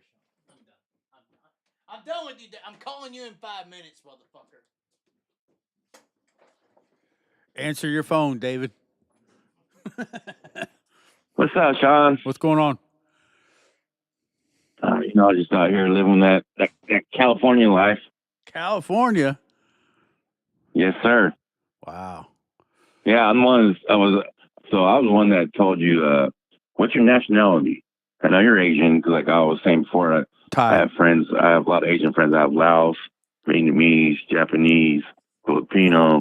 What's your Asian nationality? Thai. Okay. Oh, I love some good Thai food. Oh yeah, Thai food's good. I love it, but sometimes my body will tell me something different. Right. No, I like it. I love those spices. Oh yeah, it's good. It is good. So, are you going to come out to Gold Cup this year? Oh man, I don't know. Me and the You gotta come wife. out to California for the Gold Cup. Me and the wife. Yeah, we need. Yeah, you gotta vacation. bring up fucking rent an RV. Fucking throw Chaz in that motherfucker. You know what I mean? Right. And you guys just come out here. Now, is that in Northern California? Right.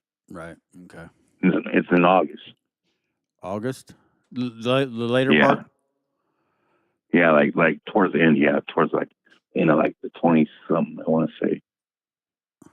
I don't know how to towards the end of unblock, August. Will. I don't know how to do it. Will impact hat. Will Willis wants unblocked. I don't know how to do that. Screw that Willis guy. Connie, I think she went to bed.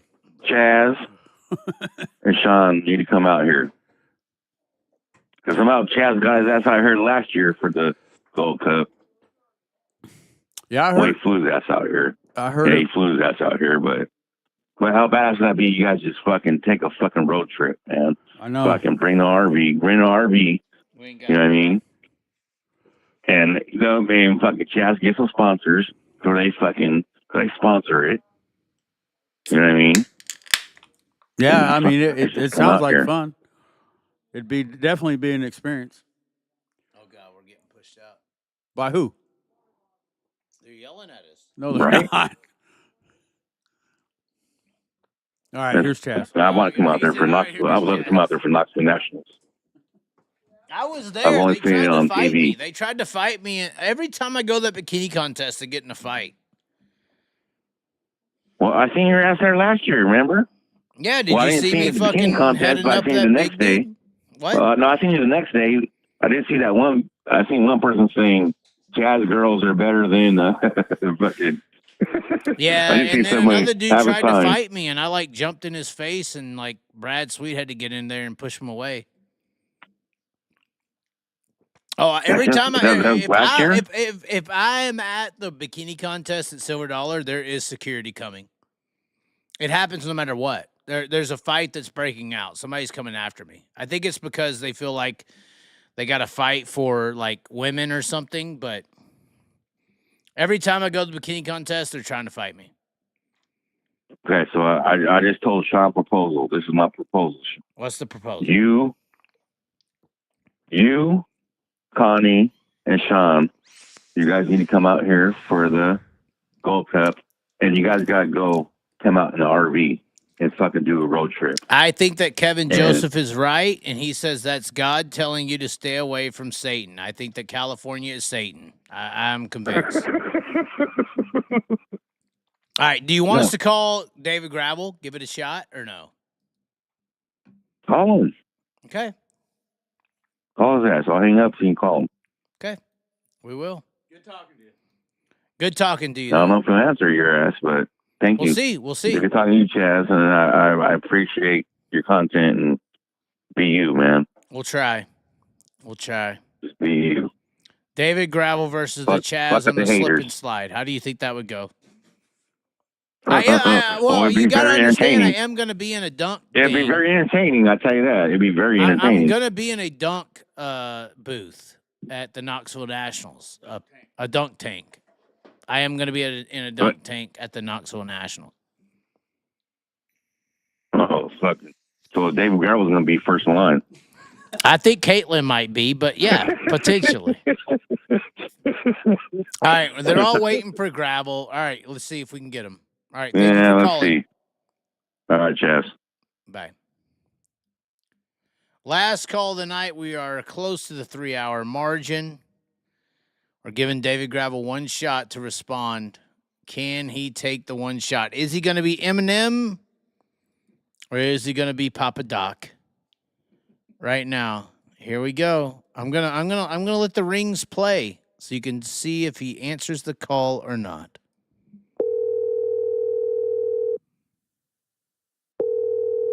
Here it goes. He's still ringing. He ain't gonna do it. He's scared. He said no calls. He's running outside in his underwear right now. Your call has been forwarded to an automated voice message system. Oh, what a bitch. No means no. Wow, they're calling me a rapist right now. No means no. Come on. We did have some super chats. Jacob, thank you once again. Hold on. Who Sean sucks, gravel blows. Wow. They hate you, Sean. Why? Where was that said? I missed Dustin Mole said Sean sucks, gravel blows. It's up there. It's on the screen.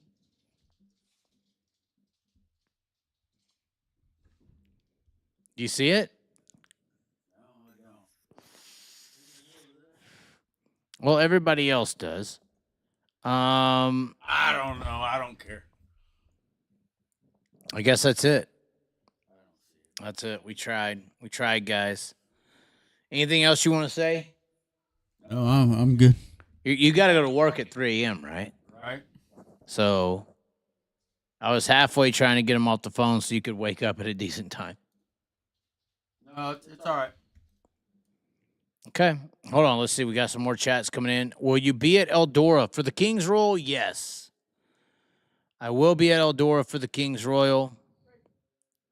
Do we answer this call or no? Oh, God. We got a caller. Hello. Hello? Yes. Is this the Chaz? I think so. You don't sound like you're at home, though. No, we're not at home. We're on the road. Who is that? Well, I can't get my name up yet. Okay. But how's it going? It's going. What did you want to say? What's that? I can't hear you. I can't handle that. You want to call into the show, you better have something to say. Anyways, ladies and gentlemen, I guess that's it. Yes, finally. Want to thank Impact Signs, Awnings, and Wraps. We hopefully will have a sign by the end of the week to show what Impact can do. And Deathridge, unfortunately, hold on. Does this look better? Hold on. I had this question earlier. Does it look better with the glasses or with the Deathridge dude, I look like a conspiracy theorist right now. That kind of matches the shirt. That kind of matches the shirt, bro. No? No? Yes? I don't know. I think it's the white hat. I just think that looks so much better.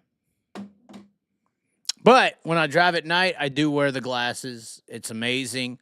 Deathridge Opticians. And then Corgliano's Pizza. What do we say about them? Pizza's just out of this world. It is good. It's good. It is good. I put their sausage in my mouth all the time.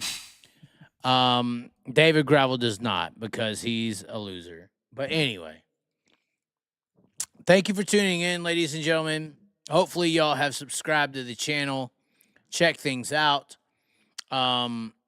Impact Signs, Awnings, and Wraps. Hopefully you weren't mad at my Brian Brown comedy sessions. Are they mad at me, Sean, now? I don't think so. Okay. Hopefully that's the case. Anyways, be sure to like the video, comment, share, and as always, be sure to subscribe. We will catch y'all next time. We may have a new song by the end of the week. We may. Are we going to Wisconsin, Sean? That's the question. I don't know. We'll see what the weather's doing. If we don't, we will have a song by the end of the week. And it will be about Tyler Walker. Anyways, ladies and gentlemen, thank you for tuning in. As always, be sure to subscribe. We will catch y'all on the other side of a Busch Latte. Bye.